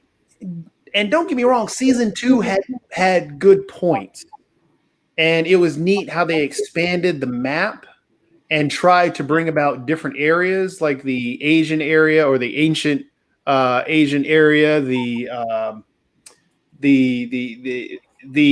was that Indian area where it had the tigers and all the other stuff where the daughter was. Bill, you were nodding your head. Did you watch the show as well? Yes, I was actually. I got drawn into it in season 1, and I loved it. I mean, I found it intriguing, thought-provoking, and it had me thinking some stuff like, wow. Season 2, I was like, scratching my head, and then I just gave up. Okay, I feel better now hearing that. Okay. A show that you might like that is similar, well, in the way they did the story in season 1, how they jumped around and actually made it a very interesting puzzle that you had to put together in your mind. Yeah, right. The Witcher actually did a great job. Oh. The way they told the story was, so Game of Thrones, the first couple of seasons were okay, but because I had read the book, as soon as it hit season 3, it began to lose its luster because it went way off on the deep end of the Ice King and all the other stuff that was never in the book and didn't make any sense and felt forced. And season 1 and everything, write the next book. He got stopped somehow. Yeah. He couldn't produce anymore, and that was a shame. And so The Witcher kind of takes the beauty of season 1 of both Game of Thrones and season 1 of Westworld in the sense of how they told the story, and you're trying to figure out how everything is pieced together. And the beauty. So a lot of people know The Witcher from the video game, but they don't realize that The Witcher was a book. and they took from the book and not the actual video game, which was beautiful. The only other video game, the only video game actual story that was written well is a Netflix show called Castlevania. Because only in season 2 did they deviate a little bit from the video game and actually write a story. But yeah. Interesting. Now, is that true in games as well? In gamers, do they have like a good story, a good game when they first come out, and then they try to do season 2? And so it all depends on the game itself. There are a lot of the game that just recently released called The Last of Us 2 is probably one of the best the best storylines that you can have in a video game. It tugs at your emotions. You will cry. You will literally cry playing the game. But the thing is, they tell a story, and they cannot really do that in a movie because of the pacing of a game. Because in a game, even going, I will always bring up Grand Theft Auto because it is one of the best written storylines in a series of video games, and it gets better every single time. I mean, I don't know how they do it, but it is so well written. But it is a open world sandbox game, meaning that you can do anything you want to. You can go from one side of the world to the other, not worrying about the mission. But if you follow the mission, it has such a in-depth story that you jump into and you feel this is you. This is your life, and you want to be there. And that's the beauty of some of the games that have the very well-written stories that you can get tied up into. Even, for example, League of Legends. League of Legends is a great game that's top down. It's a great strategy game. You'd love it, Jim, being, the chess man you are. League of Legends, beautiful, perfect game for chess players. Yeah, I actually read online that game is the best measure of intelligence of all games that they were able to just run for a study. Interestingly enough, just side fact. I mean, it's wild. But even in League of Legends, it has a story. It has an in-depth story. You can go to YouTube and check out, if you type in League of Legends on YouTube and go to their actual website or their whole YouTube area and actually watch the videos. Every intro of every character has a great story. It really is intriguing, well-written, and well-animated. Even the music videos that they do are so well done. So, I got to ask you this, because maybe this is just me, but I'm all into League of Legends, but I never was even remotely interested in checking out Grand Theft Auto. I mean, why is that? It's because of the stigma around video games. There's so many problems that people will hear that, in Grand Theft Auto, you can go up and steal a car and nothing happens. Well, there's a story in the whole game. Every part of that story has a purpose. The sandbox and open world gives you that ability to do what you want, and you can do other things, and it still has an effect on what happens in the game. But it's not that you can't go rob a car. Yes, you can, but it's not really the purpose of the game. It's just there. So it becomes to get old for a lot of the gamers that actually really want to play, because that's not part of the game. Part of the game is actually doing stuff.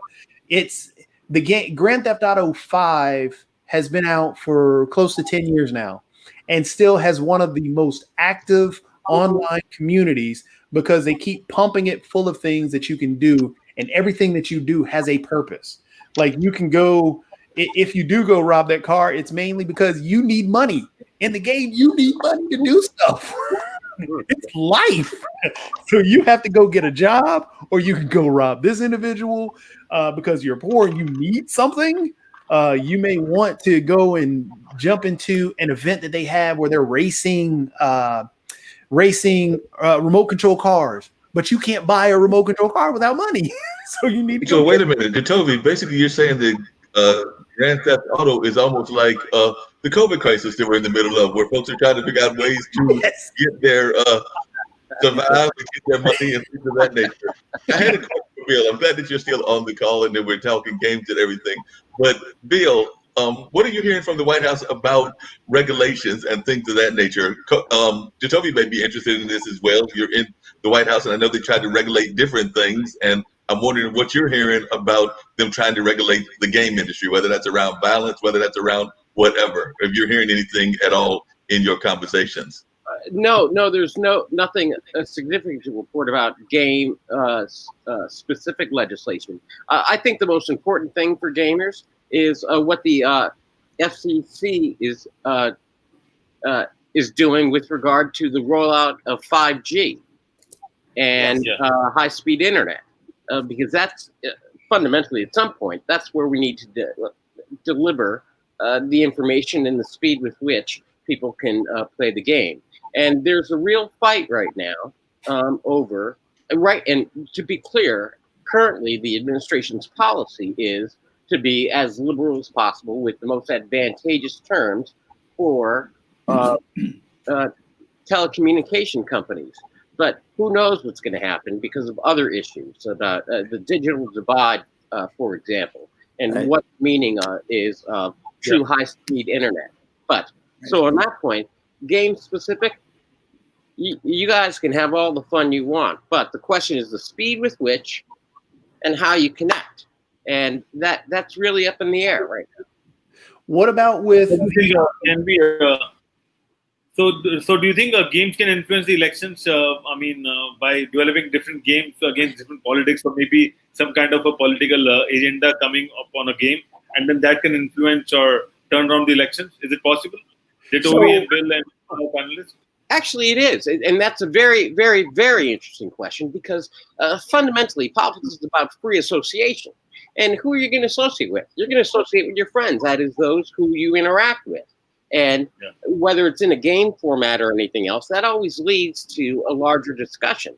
So once you're done with the game, then a text or a phone call or a message to your friends, and depending on it, because it could be an issue that motivates the gaming community, such as if there was a threat of restrictions or some other potential limitation on the gaming community, that would certainly motivate them. Now, we don't know, but quite frankly, the gaming community is another constituent group. Oftentimes now, and I want to be clear about this, oftentimes people just think, okay, left, right, white, black, conservative, liberal, but that is not what America looks like. America is multi-level and faceted. And so, and the gaming community is no different. And quite frankly, I think that they're ahead of the game if and when they decide to do something, because they're used to communicating at the speed of light. Yeah, it's also worth mentioning the gaming industry. The gaming industry is kind of interesting as well because it also is a bit of a driving factor for a lot of the advancements that can come in other technological areas. For instance, it's worth mentioning, myself included, there are many people that only get interested in technology as a result of video games, and then they'll go on to, get scientific careers and things like that. So it really is interesting how the video games do have a political force. Yeah. So one of the cool things that Epic Games has been doing, with Fortnite itself, they had started doing this party island per se, where they'll host concerts on the inside of the game, so players can actually go and see a Deadmau5, which is a band, I guess there would be, but a band on the inside of the actual game. So people can go to that concert. Yes, the concert may last for about 10, 15 minutes, but it's actually really cool for the kids to see. One of the other cool things that they've done is they've incorporated a lot of the outspoken people. For example, Van Jones has had a show in the middle of Fortnite. So I think he just recently had one this past Sunday at 8:00 on the inside of the game. So players of Fortnite can actually go to that open town hall session and sit there and watch and listen. So games play a huge role politically, especially now, especially if they have a following. The big concern I can say in the gaming community, which I guess, Bill, you might be able to answer, was dealing with Tencent, with the administration trying to deal with Tencent. Tencent actually has a stake in League of Legends, has a stake in every game on the Epic Store, has a stake in many games across the board. Tencent is a huge company in the gaming world.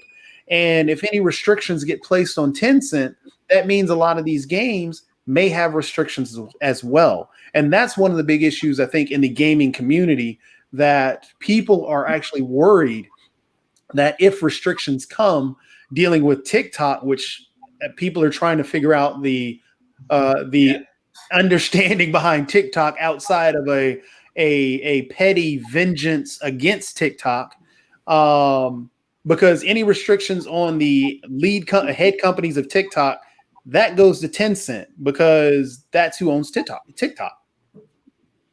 So you're saying that Tencent is more important than 50 Cent? Yes. It's actually an older company. And it's like golf. The lower the number, the more important. There you are. Now we understand that. That is funny. So what do you guys say about that, Bill? Have you heard anything about this kind of thing with Tencent and the TikTok restrictions and how that's going? Okay, well, let's just kind of clear up TikTok, to be upfront. The TikTok, the executive order about selling TikTok is really an executive order that says, sell TikTok or we're not going to do business with you. So it says, because if they don't sell TikTok, all that means that the president's going to say, well, other companies can't do business with TikTok. So it's a threat of retaliation if there is no sale. So it's not an ordered sale. That having been said, the administration claims that TikTok has a built-in backdoor that discloses our data directly to the Chinese government. And in that regard, Jacoby, you're absolutely correct. It's completely petty. It's absolutely petty, and it's par for the course with this administration. Now, when it comes to anything that affects TikTok is fundamentally different than Tencent, only because Tencent is not necessarily affiliated with China, and there's no issue of privacy issues or national security. There's nothing they can grab hold onto. So while it's a fear within the gaming community, practically there's nothing they can do. And I do want to add something else for your subscribers, and that is this. After the election is concluded and somebody is sworn in on January 20th, the rest of Congress is going to be so busy dealing with deficits and debt and foreign policy and all these other things. They aren't going to have time. And I want to remind the gaming community, because it's not unlike the record community back in the mid-90s, when the wife of Al Gore, Tipper Gore, wanted to censor records and wanted advisory labels on records and things of that nature. Well, that went by its wayside. So in this regard, there aren't going to be advisory statements, and nobody's going to be messing around with the gaming industry per se, because they're just going to be too busy and inundated and having their own fights. So I turn that over. Ankit, Jacoby, I think that what he's trying to say is that you need to start the gaming industry lobby. But I would like to add one point about TikTok, basically. So what TikTok is trying to do, because there are different media news from different countries, TikTok wants to sell TikTok, or TikTok wants to change the origin from China to some other country. So they're talking to France, they're talking to UK, they're talking to all the billionaires around the world. Because if everyone will say no to TikTok, they will lose all the valuation. Because TikTok is at a higher valuation because of a lot of subscribers and whatever they are doing right now. But during this period, there are like 10 different TikToks, which is regional based or national based in different countries. They have popped out and they are becoming equally bigger than TikTok. But TikTok is more branded because it's a global thing. So that's what's happening. In fact, TikTok approached one of our billionaires in India to buy them out. They're talking to Microsoft. They're talking to Facebook. They're talking to a lot of companies around as well because of the China thing. And Bill, I'll tell you something. When we talk about GDPR and all those privacy, at the back door, I mean, it's not difficult to get the privacy halted because it's just a matter of those algorithms and things like that. I mean, if you read about Facebook and Google and all those people who came out of the senators and discussing about the board, what happened to privacy and all those things, we know we run a lot of ads on online media. And it's not difficult to get to know what you are doing and what Jim is doing and what Jitovi and all the people are doing around the world. So I think, and when 5G comes, I can track you much more easily because I have more gadgets around, and that would give me more access to what you do on day-to-day life. So I think privacy is just a gimmick. I'm not sure whether we are doing anything bigger about that, but there is a policy which is coming out. So let's see how it goes. So I should unbookmark some of my websites. Is that what you're saying? Yeah, those are websites that you've been watching. You need to stop those. Ankit's already been checking them out. He's already been doing that. But I got to come back to Julien because I was watching, reading one of our chats. And speaking of the Chinese, apparently he's got this great game that has been preloaded with 400 games and everything. Oh, right. But he got it as a knockoff from a scam. So I want to hear about this. So I want to hear more about this and how this came about. So let me know about this, Julien. Yeah, exactly. So as some of you have probably seen, sometimes on the internet you'll get these advertisements for what could be considered bunk products, but sometimes they just seem too good to pass up, almost to the extent that it seems like worth the gamble. Like, hey, maybe I should get this just to see what actually comes through.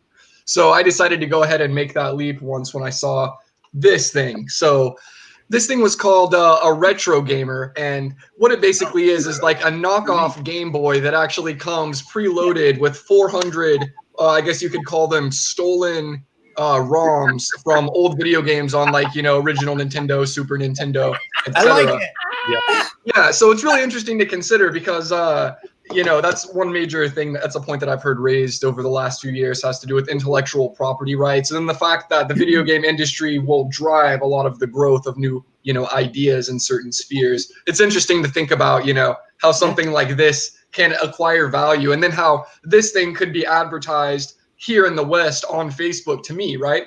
And then, of course, so I decided to go ahead and make the dive, and I got this thing. It's pretty good. I got it for like 20 bucks. And then I was like, okay, let's see what their bigger products have to offer. So then they alley-ooped me and they got me on the next one.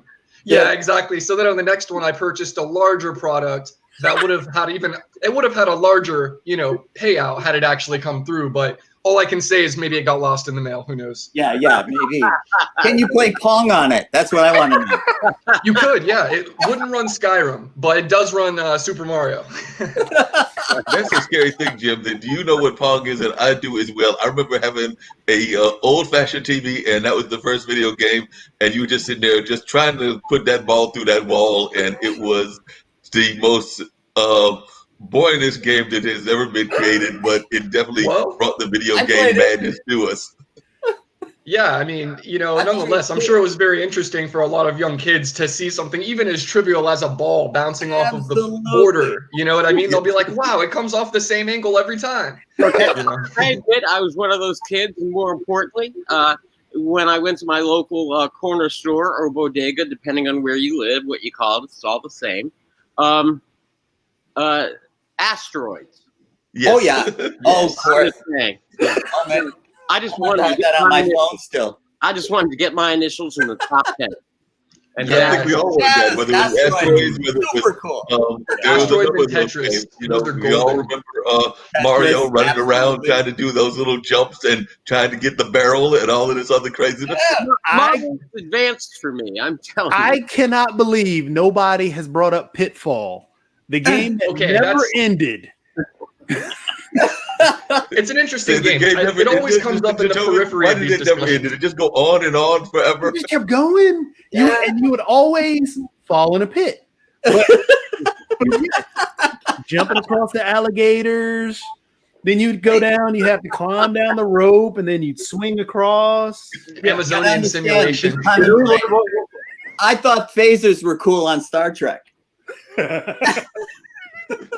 All right, Jim, I'll go one better. Space 1999. Oh, that's one better. I have a model of one of those ships. Oh my god, that's amazing. That's amazing. Yeah, because I mean, we were talking Mario games. Let's be honest. Jacoby, one of the early video games was probably one of the worst video games of all, and that was, and I know that Jim and Bill are going to know what I'm talking about, but that was the football game where all the players kind of like congregated in the middle because you tried to develop a play, but you couldn't develop a play because the magnet all drew them to the middle, and that was that early football game that was like a game version of football. That thing was scary because you were sitting there going like, I want to get this play going. I would get that play going. You had all your plays going, but it was never going to happen because they all congregated in the middle. That was like, I would play that 10 times out of 10 compared to playing E.T. The hands down worst video game ever to play because you didn't know what you were doing and why you were there. You were just there. So that means you have to play that game without your mind and just play and pass your time. Is it something like that? No, you were just in a square box and there. Okay. You could walk to another room and be in that room. Another square. Yes. You could raise your head and lower your head in that room. So it was almost just like a toy. You could almost consider it as like a multiple room toy in some senses. It was so bad. So bad. Well, Toby, I'm just curious, what do people think, and this is for the whole panel, whether it's video games or just games in general, were some of the worst games of all? I would put, like I said, the football game in that category. I would also put Rocket Socket on that list as well. Rocket Socket was great. So I want to know what some of the other horrible games you thought of were. So I'm going to defer to Ankit first. So Ankit, what's the worst game, whether it was while you were here or while you've been in India? What's one of the worst games that you saw? And then I want to go to Bill and we'll go around. There are many worst games in India. There was a game about a fat man, basically, and he's eating a lot of food and then he's not fat, something like that. So it's all about eating and then he's becoming bigger and bigger, something like that, basically. So there are a lot of games that, I'll tell you something, the best part with the games is that a lot of games which you're talking about, that's not, available in India, but we have a lot of our own ecosystem, which is what you are not sure about. But there is one game which is universally acceptable and everyone has played, that is known as Tetris, and that is one of our old and evergreen coolest games of all time. Tetris, and I think everyone has played that game, and that is something interesting. And I think that gives you a great IQ as well because it's so much of combinations and it's short span of time and then all those stuff. So I think I'm not sure about the worst game, but Tetris is something which I was addicted at some point of time, but now I don't play that much amount of games. So what about you, Bill? What's the worst game that you remember playing? Well, as I was thinking about it, there are three. Candyland, it's a board game. Oh, yes. I was the best Candyland player in my family. Okay, all right. Well, then you would have won, and I cede to you. I will pull this thing down. So Candyland, you got two more, Bill. What were the other two? That was bad. Chutes and Ladders. Oh yeah. Oh, yeah. Yeah, not even me. Not even me. You didn't like going down the slide.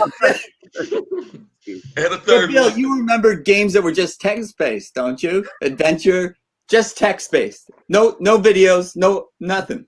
You just got Okay, no. And this one predates video. And Right. it's a Chinese game called Pachenko. Oh, I remember that. Julian's nodding.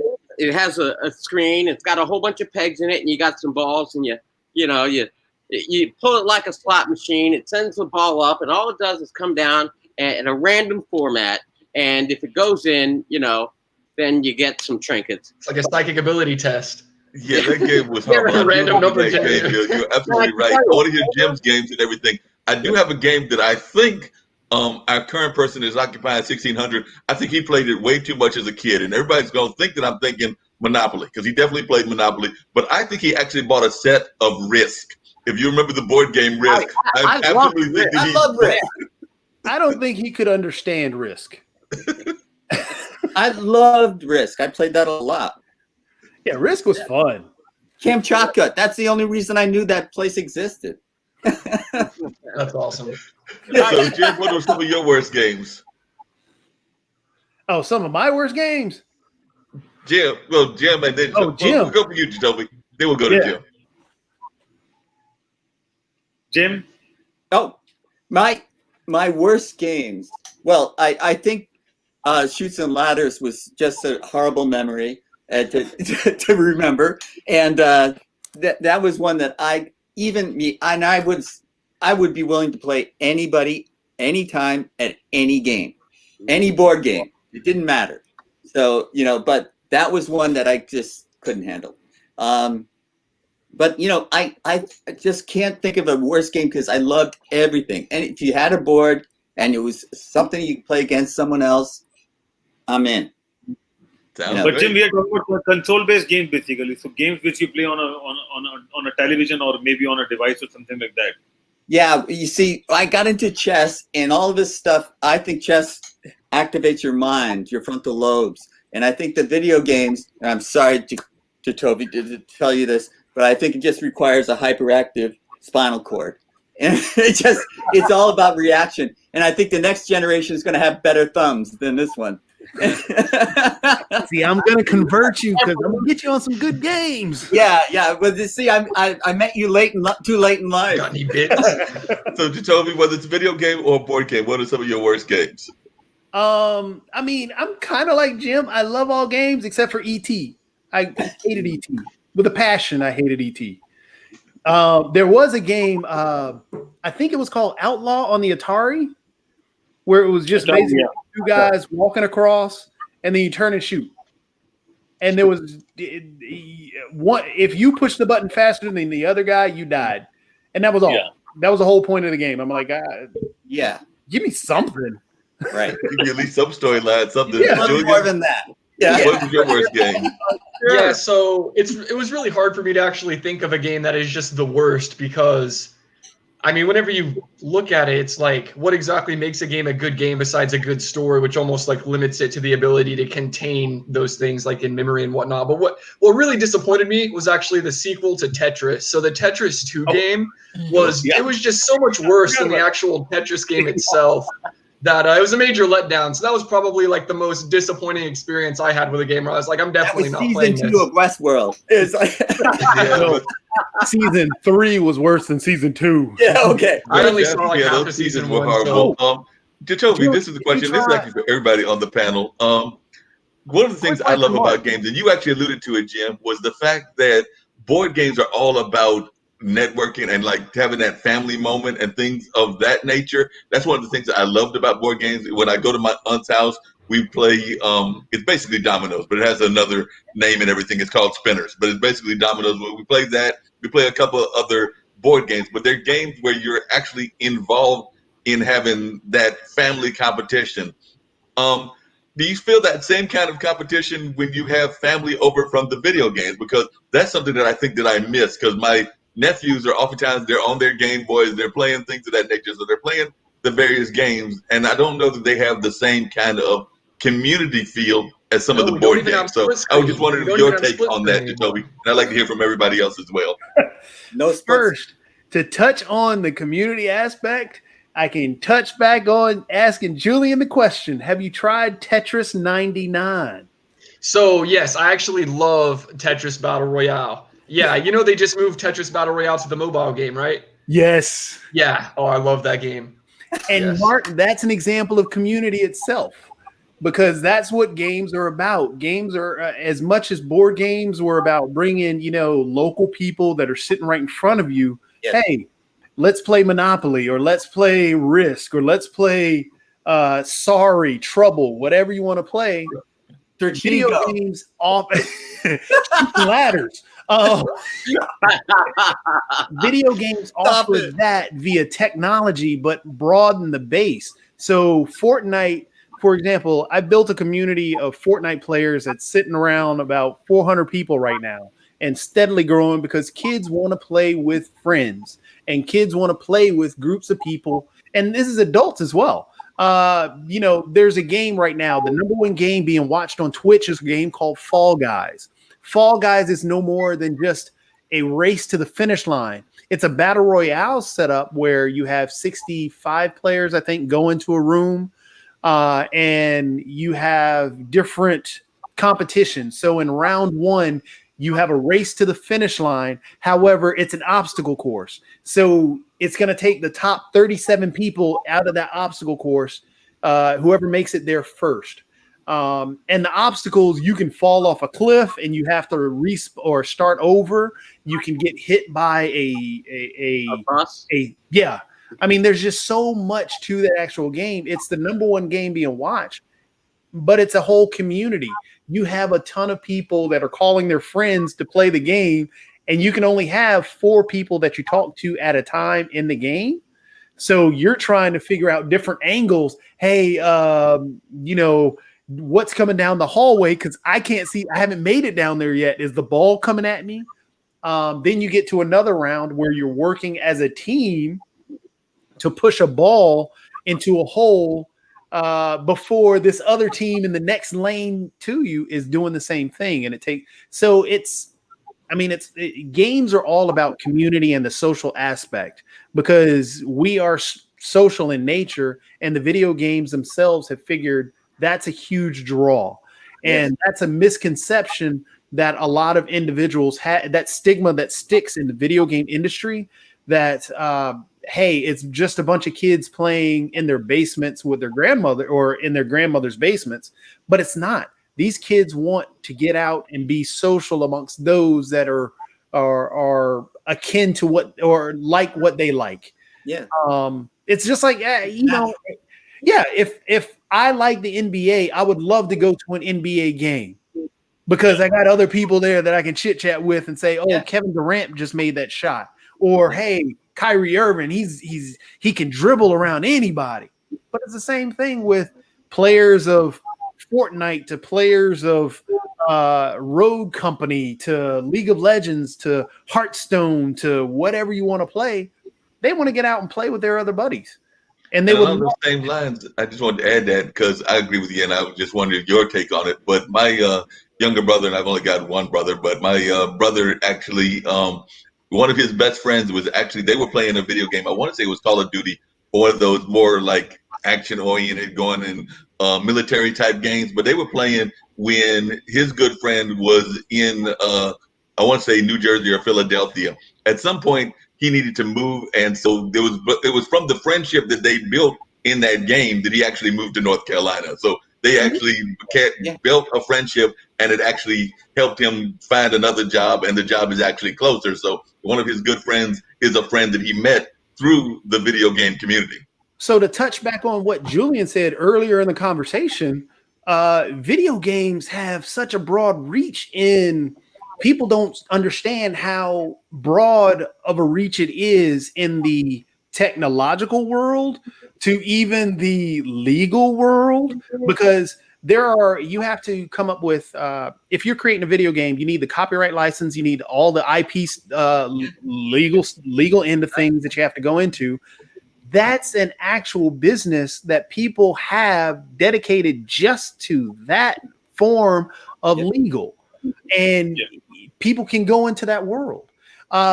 People don't realize that these pro gamers have the same nutrition guides as these pro players. So if you want to go into the whole nutrition world, that is very true. I don't mean to interrupt, but I watched the program when they had the chance, and I was amazed. They got teams, they got sponsors, they're on a regimen, they're pro athletes, but I was absolutely amazed. But I'm sorry, I didn't mean to interrupt. Oh, no. Jump in anytime. But that's the thing, is that the stigma that the video game players that are trying to crack through is that guys on a couch. Yeah, it's bigger than just I'm just sitting here. No, there's so much video game. If you go into the big time streamers that are making the millions of dollars, which you don't realize that some of them are making on average millions of dollars. For example, there's a game came out last year or earlier this year, Apex Legends, that was supposed to be competing against Fortnite. They paid on average those streamers to play just the game. For 1 hour, they paid them $60,000. $60,000 for 1 hour of playtime of that game. That's so the Julien, we have to, okay. Has wanted to say something. We have to shift from the regular jobs to the gaming job. I think you are not getting job, as you said. I think gaming is something which you can look for. Yeah. What do you think? I mean, so yeah, you can. It's out there. There's so Just many along those same lines, I just want to point out that just about every time that I've had a guest on the show that they brought on, Jim knows this for a fact, and I've mentioned the fact that I was friends with Jacoby. Jacoby has his own game company and things of that nature. The number one question they ask me is, if they do voiceovers, can I do voiceovers? They got a game idea. Can I pitch it to Jacoby? Jacoby, I've got a bunch of clients about to come your way, so I'm just letting you know right now that I've already got, because Jim has heard from at least 6 or 8 of them. So. But that's a funny. You don't want to use my face, but you can use my voice. Right, that's a huge part of the industry. That's a huge part of the industry. I mean, they're just video game. You can do web development. You can do videography, photography, Photoshop, absolutely. Everything. So advertisement, payments, all the industry can be a part of the gaming thing. But Jacoby, now you also know that Angry Birds was one of the popular games at some point of time, and I'm not sure where you will rate at this point. But then Angry Birds moved forward and created a movie as well. What do you think about that? Which one? Oh, Angry Birds, yeah. Oh yeah. Angry Birds 2 just came out last year. But straight to video. Yeah, it was. Actually, I liked Angry Birds. I'm not gonna lie. I did. You guys ever? But did you guys ever hear about? Funny thing about Angry Birds is that isn't the first to do that. There are tons of them that right. Super Mario. You remember the Super Mario? That's what I was just thinking about. It has to be brought up. The Super Mario Brothers movie. Super Mario Brothers, Street Fighter, Mortal Kombat. That was a good one. But what I'm trying to say is that when Angry Bird comes in the picture, the world is already global and digital, and then Super Mario didn't get that digital platform because it was a little old as compared to Angry Bird. That's what I believe from sitting in India. Because when you talk about the Asian market, we have been playing Super Mario since we were child, but we don't know about the movies and all those stuff. But when Angry Bird was there was already Facebooks and social media, everything was placed. So they have a platform. They just have to go ahead and beyond that. In fact, you won't believe, Angry Birds have been released in 5 different Indian languages. Wow. So they've the movie just to capture the bigger market. And they have merchandise as well. I've seen Angry Birds like pillows in the dollar stores. I've seen Angry Bird merchandise. But I won't tell y'all, one thing that somebody brought up Super Mario Brothers, that barrel really got on my nerves because that barrel was always taking me out. We all have our stories, Mark. What did you say, Jatovi? What were you asking? Oh, but yeah, I mean, just like with Angry Birds and all the other ones, Minecraft, you can honestly they've got the number 1 best-selling game. Roblox the same. All the Lego movies have gone from the video game to the. But then if you take the other account, a lot of these games put movies within the game. Right. For example, how I talked about the League of Legends stories that you see on YouTube. Yeah. Those are short snippets. Those are, if you put them all together, it's a movie. Final Fantasy, one of the greatest games you could ever have. Final Fantasy VII. They made a movie. But on the inside of the game itself, as you're playing a movie.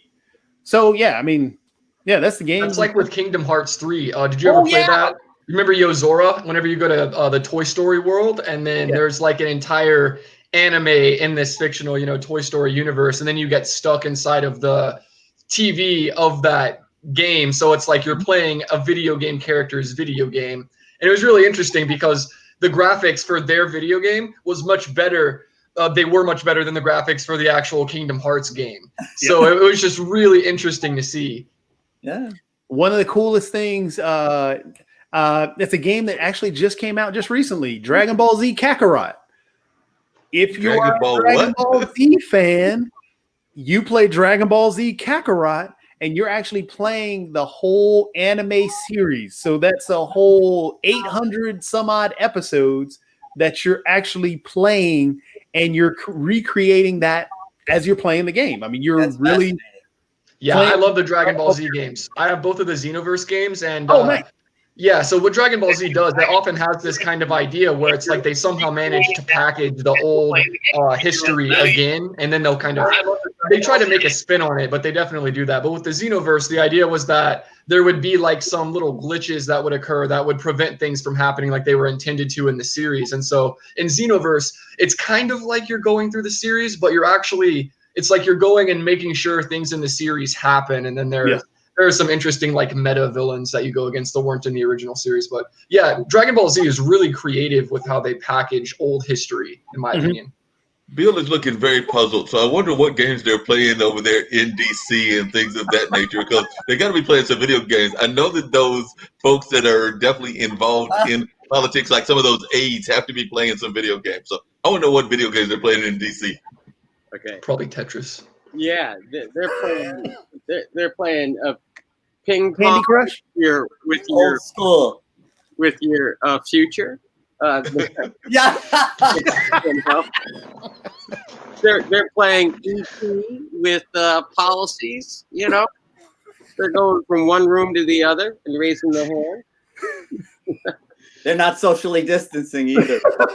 No, they aren't. The truth is, Mark, I don't know, but I'm playing Twitter. Playing games because they're not governing. They play Twitter, that's for sure. So they're playing a real life Risk. Well, I think they're playing Truth and Dare. I always want the but Mark, I will make a point. To ask, coming up as a humanizing side during an interview, do you like to play games? And I will report back with my list. Please do. Please do that. Yes, I think that needs to be one of the White House questions. Since you're our correspondent, I think that you need to just, ask him whether he plays games, both of them, both Trump and Pence, and then we need to find out from you what those games are. And then Jacoby needs to go and beat them in those games so that they can then know that they are not as good as they think they are. Is there a game called Fox and Friends? Yeah. that game is just called Lies. I will simply say this, Mark. We are a win-win network, so we don't ask about dirt. So if I say, Senator such and such, do you play any games? And I get a quizzical look, I'm going to back off. I'm going to back off and be like, don't answer that question. Yeah, they're not going to have much cortical tissue. Okay, Julien, your turn. Play games? You mean I'm cheating on my wife? Is that what you're suggesting? No. So this raises a really interesting kind of question, and it's related to some talks that we had in the past and even in the previous discussion before this began. What do you think of the concept of gamification as a means of hiring employees? So this is something that I've actually come up against a bit more, I guess, in recent years. Not that I would have, been looking for a job longer than 10 years ago or so, but with all those things in mind, what are your thoughts on this? And for instance, I know that the very first, I guess you could consider it as an aptitude test in the West, was actually commissioned by Thomas Edison. He created a test of general knowledge, what we would just call trivia nowadays. It was extremely difficult. You can find it on the internet. Lots of questions ranging, from anything from like geography to like how to use specific tools and things like that. So yeah, it's really interesting to see. I guess a test itself was different from a game, but now these games are being used to encode the testing process, which is really interesting because there's the trickle up effect as that eventually shapes the whole society, right? Right. Okay, I have a couple of things. One is just a movie that we can all watch. It's called The Circle with Tom Hanks. And it's about a high-tech company that, as part of the interview process, they ask these random questions, and that's like a test of IQ and stuff.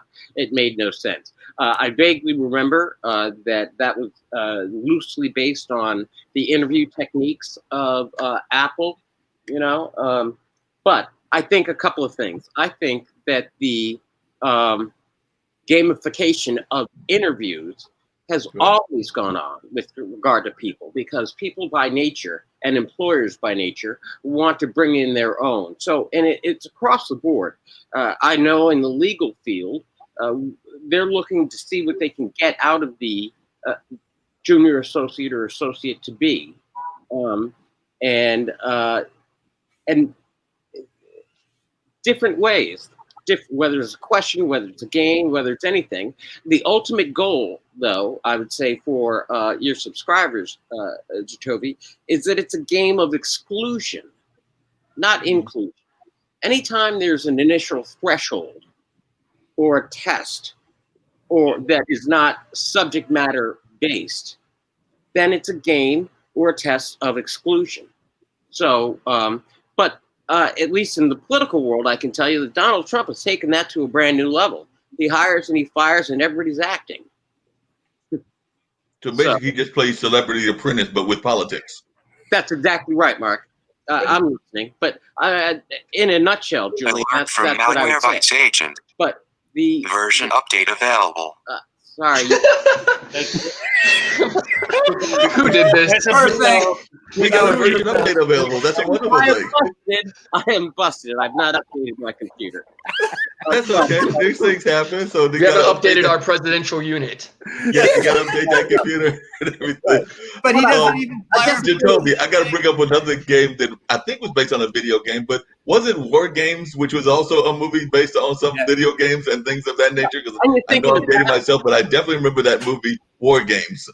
Yes, yeah, I mean it was based on the concept. Yeah, Battleship. Yeah. Well, I would like to chime in here with this idea, because I have more comfort in ancient Greece than I do with Jacoby and his world. And the Socratic method was the questioning and testing, and always asking another question to test your knowledge. And so this has been around since the dawn of civilization. This idea of testing and excluding people, perhaps because you don't want to be talking to a fool. So if they is this what all games are? Are all games really just like some test of ability that is, in some sense, it's competitive, and it could almost be framed in a negative light if we weren't used to benefiting financially from that competitive drive? Interesting.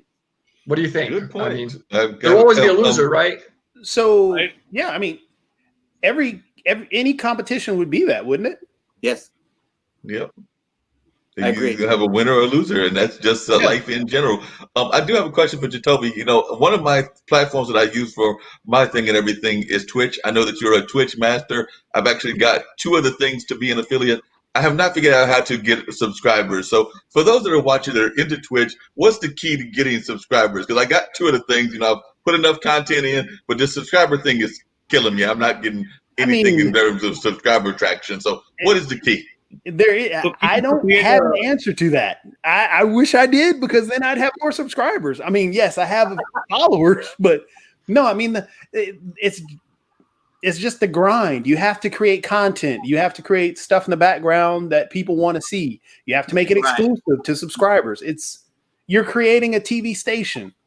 That's what it boils down to. Right now, a lot of games, they are going viral because the games releases some videos and that goes viral on media, and then people go and watch those games. And that happens in the form of a video or a streamer playing a game live on Facebook, or maybe a musician is playing music like this, and then they are also promoting games. I'll just play it and let's see what happens. But I know on Twitch you can also raid.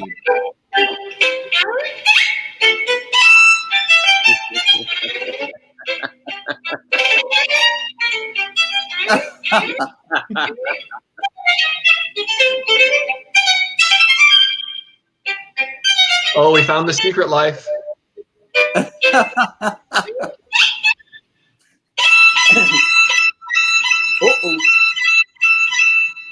Oh.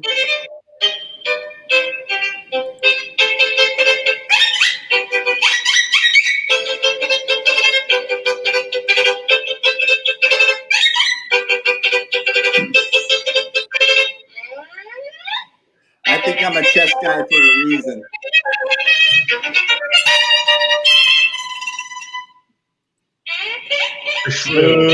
He didn't do the secret world. There's a secret world on that board. Oh. Well, Jacoby, I got a couple of questions for you. One is can you use your influence on the gaming community to get people to vote for Kamala Harris? Can Can you do something like that? Yes. I mean, there any influence. It's just like anything else. Being an influencer in anything can influence people to do what you would like them to do. Well, Jacoby, Here's a question. Have you guys ever played the game Skyrim? What do you guys think of? Okay, so in the game Skyrim, one of the quest lines that you can go down. So there's like a bit of a political upheaval that's going on in the country, where basically you get to choose to either help the Nords to protect their land, or you can help the Imperials, which are, I guess you could consider them the global conquerors. And Skyrim is supposed to be an Imperial territory. And so there's this guy named Ulfric Stormcloak, and he is one of the main, I guess you consider him like a rebel. He's just Imperial true and true. So you get to choose in the game if you'd rather assist the Imperials or if you want to go with Ulfric and the other Stormcloaks. I was just wondering if you guys thought that this would mirror any of the modern, I guess you could say, political archetypes in the U.S. But if you ever actually, what's that? Stormcloak. Yeah, exactly. That's the thing. That's exactly what I would think. I would think that like everybody that would be maybe like Democratic or on the liberal spectrum, they would just go with like, yeah, Stormcloaks, like Skyrim belongs to the Nords. And then but then I would think that the more conservative individuals would be like, wait, maybe we should go with the Imperials. They have nice coins. So I thought you were going to do a Fallout reference that is that actually has the difference. That's a really interesting extremely point. Political. Yeah, you guys know Fallout takes place in a post-apocalyptic by way of nuclear explosion world. Yeah, that's a really interesting game, also by Bethesda. That movie. So I think it's almost time to wrap up the show. We are almost an hour. And I think for next week, Jacoby, I mean, we always discuss that we have to play a game next week, and then we are just postponing the time. So let's connect this week, and then we'll plan a live streaming kind of a gaming thing, something for our next Thursday show. And, I can play Tetris 99 on camera. Wait a minute, Bill's got a question for you. Jacoby, over the next week, could you possibly just do like an unofficial ask of your subscribers and your colleagues in the gaming community what they think of the state of affairs? Yeah, I mean, a lot of them. So a lot of the video game players are pretty progressive in their thought process anyway. But I thought for next week, so that you know, and then come back and let the rest of the world know. Of course, yeah. Yeah, it's interesting. Yeah, I would be interested in that as well. So I think it's time to wrap up, and thank you for joining us today on IBM TV Gamers Den. And before that, we had Podcasters Thursday, which was an amazing show, although it turned out politically correct. But that's what IBM TV is all about. We have people around the world discussing about games and politics on IBM TV. And tomorrow we have Medical Friday with doctors, and we have a lot of doctors available on our show on IBM TV. And after that, we are doing a Financial Friday with our financial people across the globe. So do join us, and thank you for joining us. It's time to wrap up. Our ambassador.